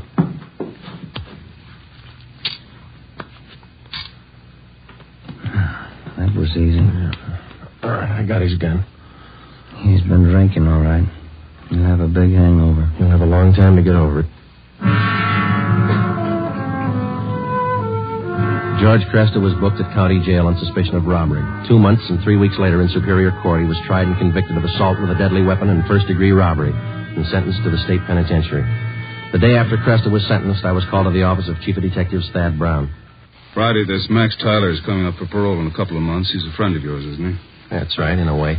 You've been writing letters to the warden. You've talked to the parole board about him. Understand you're helping on his kids. A few presents. They haven't had much of a break. They're just youngsters. You're working hard to get Tyler's parole. Do you think he's worth it? Well, I was off both him and his wife, and then she gave us that tip about Cresta, and Tyler's got such a good record up at Q, I figured they'd earned another chance. You're sticking your chin out, Joe, helping a con to get a parole. I think you'll realize that. Well, I believe he's a good risk now, Chief. He's pretty weak in some things. He needs direction, that's all. His wife's getting better. She might help more than she did. I hope both of them are worth it. If anything happens, I know I'm going to get it from all sides. You really think some men deserve another chance, don't you? Yes, sir, I do. I wouldn't want you working for me if you didn't. 2 more weeks went by. Tuesday, April the 19th. Ben came down with a bad cold and had to lay off work. At the same time, a new gang started a hold-up campaign among the liquor stores out in the Wilshire district. A new rash of armed robberies broke out in the central area. There was an attempted bank robbery. It was a bad week. Ben got back to work on Saturday. Rough time, huh, Joe? Busy, yeah. Did you beat that cold all right? Sure, I feel much better. Doctor gave me some new medicine. Works good. Oh, that's fine. Maybe I'll knock off early tonight if nothing's doing. That's a good idea. Shouldn't be too much tonight. Teletype for you. Just came in. Oh, thanks, Larry. Sure. What's the matter, Joe? What is it? Max Tyler. He broke out of prison this morning.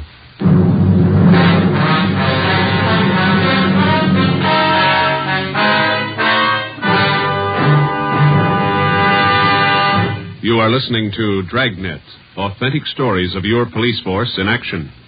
And now, here's an authentic report from Fatima Cigarettes. In 1949, Fatima doubled, tripled, and quadrupled its smokers. In 1950, enjoy Fatima yourself. You'll find Fatima extra mild. Because Fatima is the long cigarette which contains the finest Turkish and domestic tobacco superbly blended to make Fatima extra mild. You'll find Fatima tastes much better. Fatima's superb blend gives you a much different, much better flavor and aroma than any other long cigarette. You'll find Fatima tops in cigarette quality. Fatima has always stood for the best in cigarette quality. For a new year of great smoking enjoyment, buy Fatima in the appealing golden yellow package. You'll agree, Fatima is the best of all long cigarettes.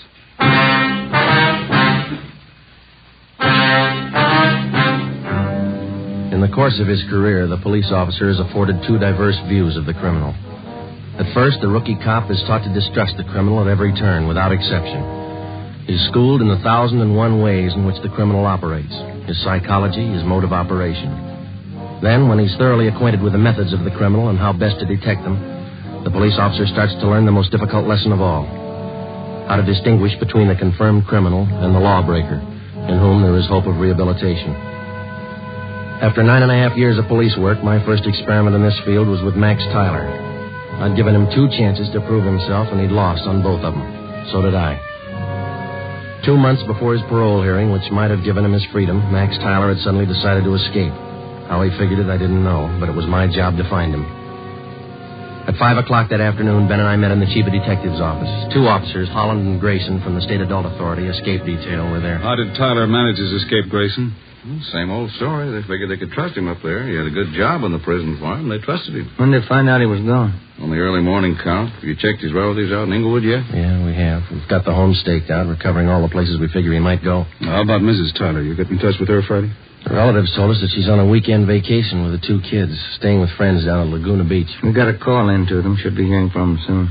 I understand Tyler's a friend of yours, Friday. He was ready for parole. Yeah. I was trying to help him along. I thought the guy deserved a break. He didn't need you, Joe. He made his own.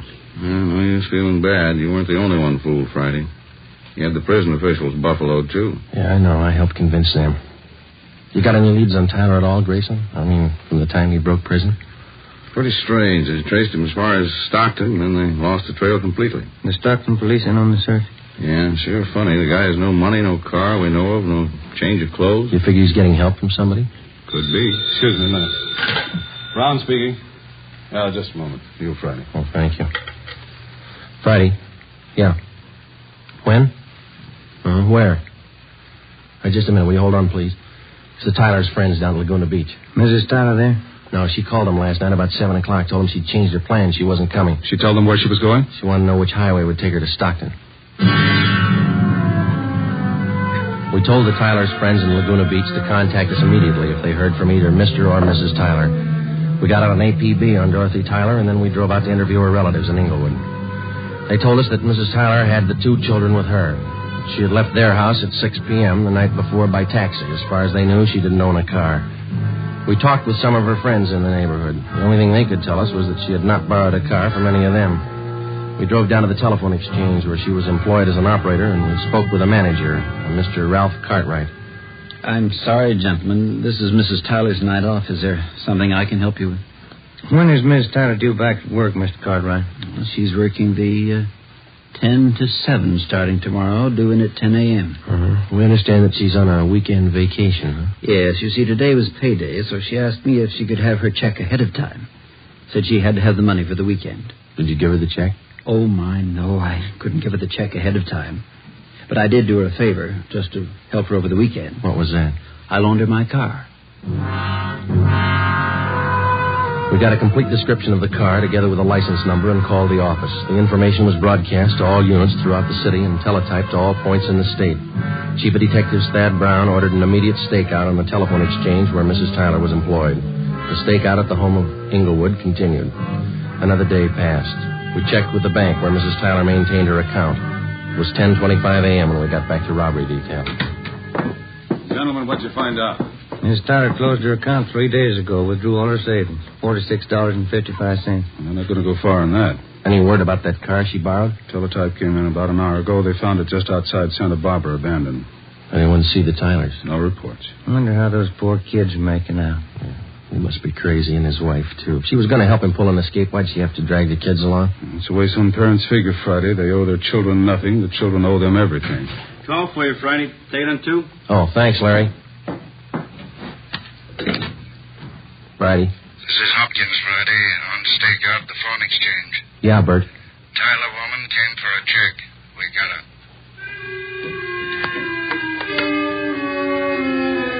Dorothy Tyler was brought into the city hall. With her was one of her children. He was delivered to the juvenile authorities for the time being. Mrs. Tyler was brought to the interrogation room. She refused to admit anything to the officers from the adult authority. She said she wanted to talk to me. I went in. She threw her arms around me and started crying. Joe, you won't let him get Max, will you? You won't let him. I'm after him as much as they are, maybe more. Where is he? I can't tell you. Why'd you do it, Dorothy? Why? Oh, you know why, Joe. You know why. I had to see him. I had to be with Max. It's a bum deal. You traded days for years. They can't get him. If I don't tell them where he is, they won't find him. They'll find him. He's got to eat, so do you and the kids. He has to go to work, and working with a gun is all he knows. He'll leave a trail. We'll find him. Children. What have they done to the children? Where's Jimmy? They're taking care of him. That's more than you did. Where's your other boy, Vance? With Max. Max has him. That's fine. You and Max ought to be real proud of yourselves. I had to see him. You know that. I had to see Max. Has he got a gun? Has he? Has he used it? No. He just thought it might need it. He hasn't hurt anyone. I swear it. You helped him escape, is that right? You helped him. He needed help. I met him at San Rafael. We drove all night. He didn't hurt anyone, Joe. He hasn't hurt anyone. Where is he now? Where is he? All right, Dorothy, we'll find him. Joe, if I tell you, will you go alone? I can show you the way. Will you go alone? Yeah. All right. I'll take you to him, Joe. I trust you. Yeah, I trusted him once, too. 5 p.m., Monday, April 25th. Dorothy, Tyler, Ben, and I got in the car and headed north for the coast town of Santa Maria. Acting under orders of Chief of Detectives Thad Brown, Larry Thompson from Robbery Detail followed in another car. Holland and Grayson from the State Adult Authority were with him. It was 10 minutes past 8 when we drove through the town of Santa Maria. Just outside the city, Dorothy Tyler directed us to turn off onto a dirt road. We drove about 2 miles. She told us to pull up. Across that field. Shack by those trees. Lonely out here. I'll go with you, Joe. Maybe Max won't understand. No, you stay here. Joe, that car stopped here. It's cops, Dorothy. It had to be. They won't shoot unless Max does. But you promised. You said you'd go alone. I'll go alone. Friday? Hello, Grayson. Where is he? She tell you? That shack over there across the field by that clump of trees. He's got one of the kids with him, that right? Yeah, he won't be any trouble. He's armed. The cons up at Quentin say he won't be taken alive. They say he'll shoot it out. They talk a lot. You better let us take him. You're not getting paid for this one. I'll take him alone. I made a promise. That guy in the shack's in the habit of breaking promises. I keep mine. Keep an eye on Miss Tyler, will you, Ben? Thompson's watching her. I'm coming with you. I told her I'd go alone. There's 2 doors, front and back. Which one you going in? Front. I'll be around back. Careful, Joe. Yeah. I'll be right back, Grayson. I started to cross the field. The shack was about 100 yards from the road. The field was uncultivated, and I wasn't sure of my footing. I stumbled over a tree stump. Halfway across the field, the lights in the shack went out. Who's there? Who is it? It's me, Max. Joe Friday.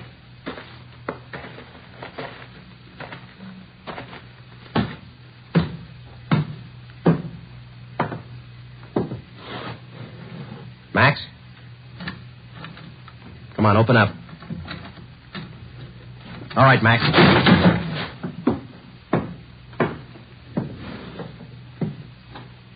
Why the gun, Joe? I never thought you'd take me with a gun. I never thought I'd have to kick down a door to get you. You've changed a lot, Max. How'd you find me, Dorothy tell you?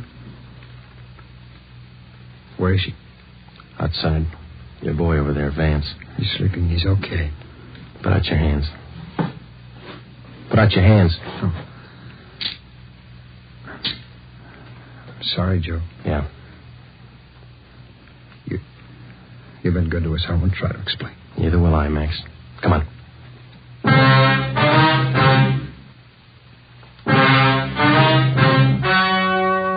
The story you have just heard was true. Only the names were changed to protect the innocent. On June 2nd, trial was held in Superior Court, City and County of Marin, State of California. In a moment, the results of that trial. It's amazing how many long cigarette smokers are changing to Fatima. Here are the actual figures.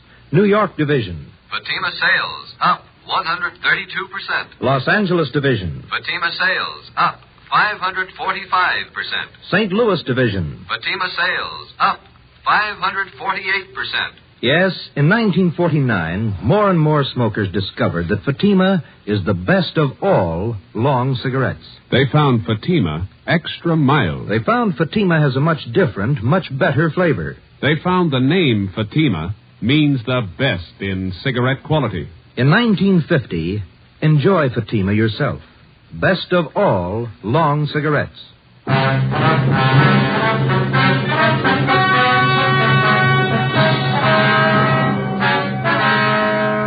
Tyler pleaded guilty to the charge of escape and was sentenced to the term as prescribed by law.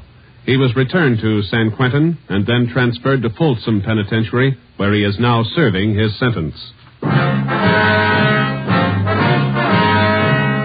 You have just heard Dragnet, a new series of authentic cases from official files. Technical advice for Dragnet comes from the Office of Acting Chief of Police, W.A. Wharton, Los Angeles Police Department. Dragnet honors the state of California and the men of the California Highway Patrol, another of America's outstanding law enforcement agencies. One of these men, Highway Patrol Commissioner Clifford E. Peterson, outstanding administrator and educator in the field of law enforcement, dedicates his life to making yours more secure.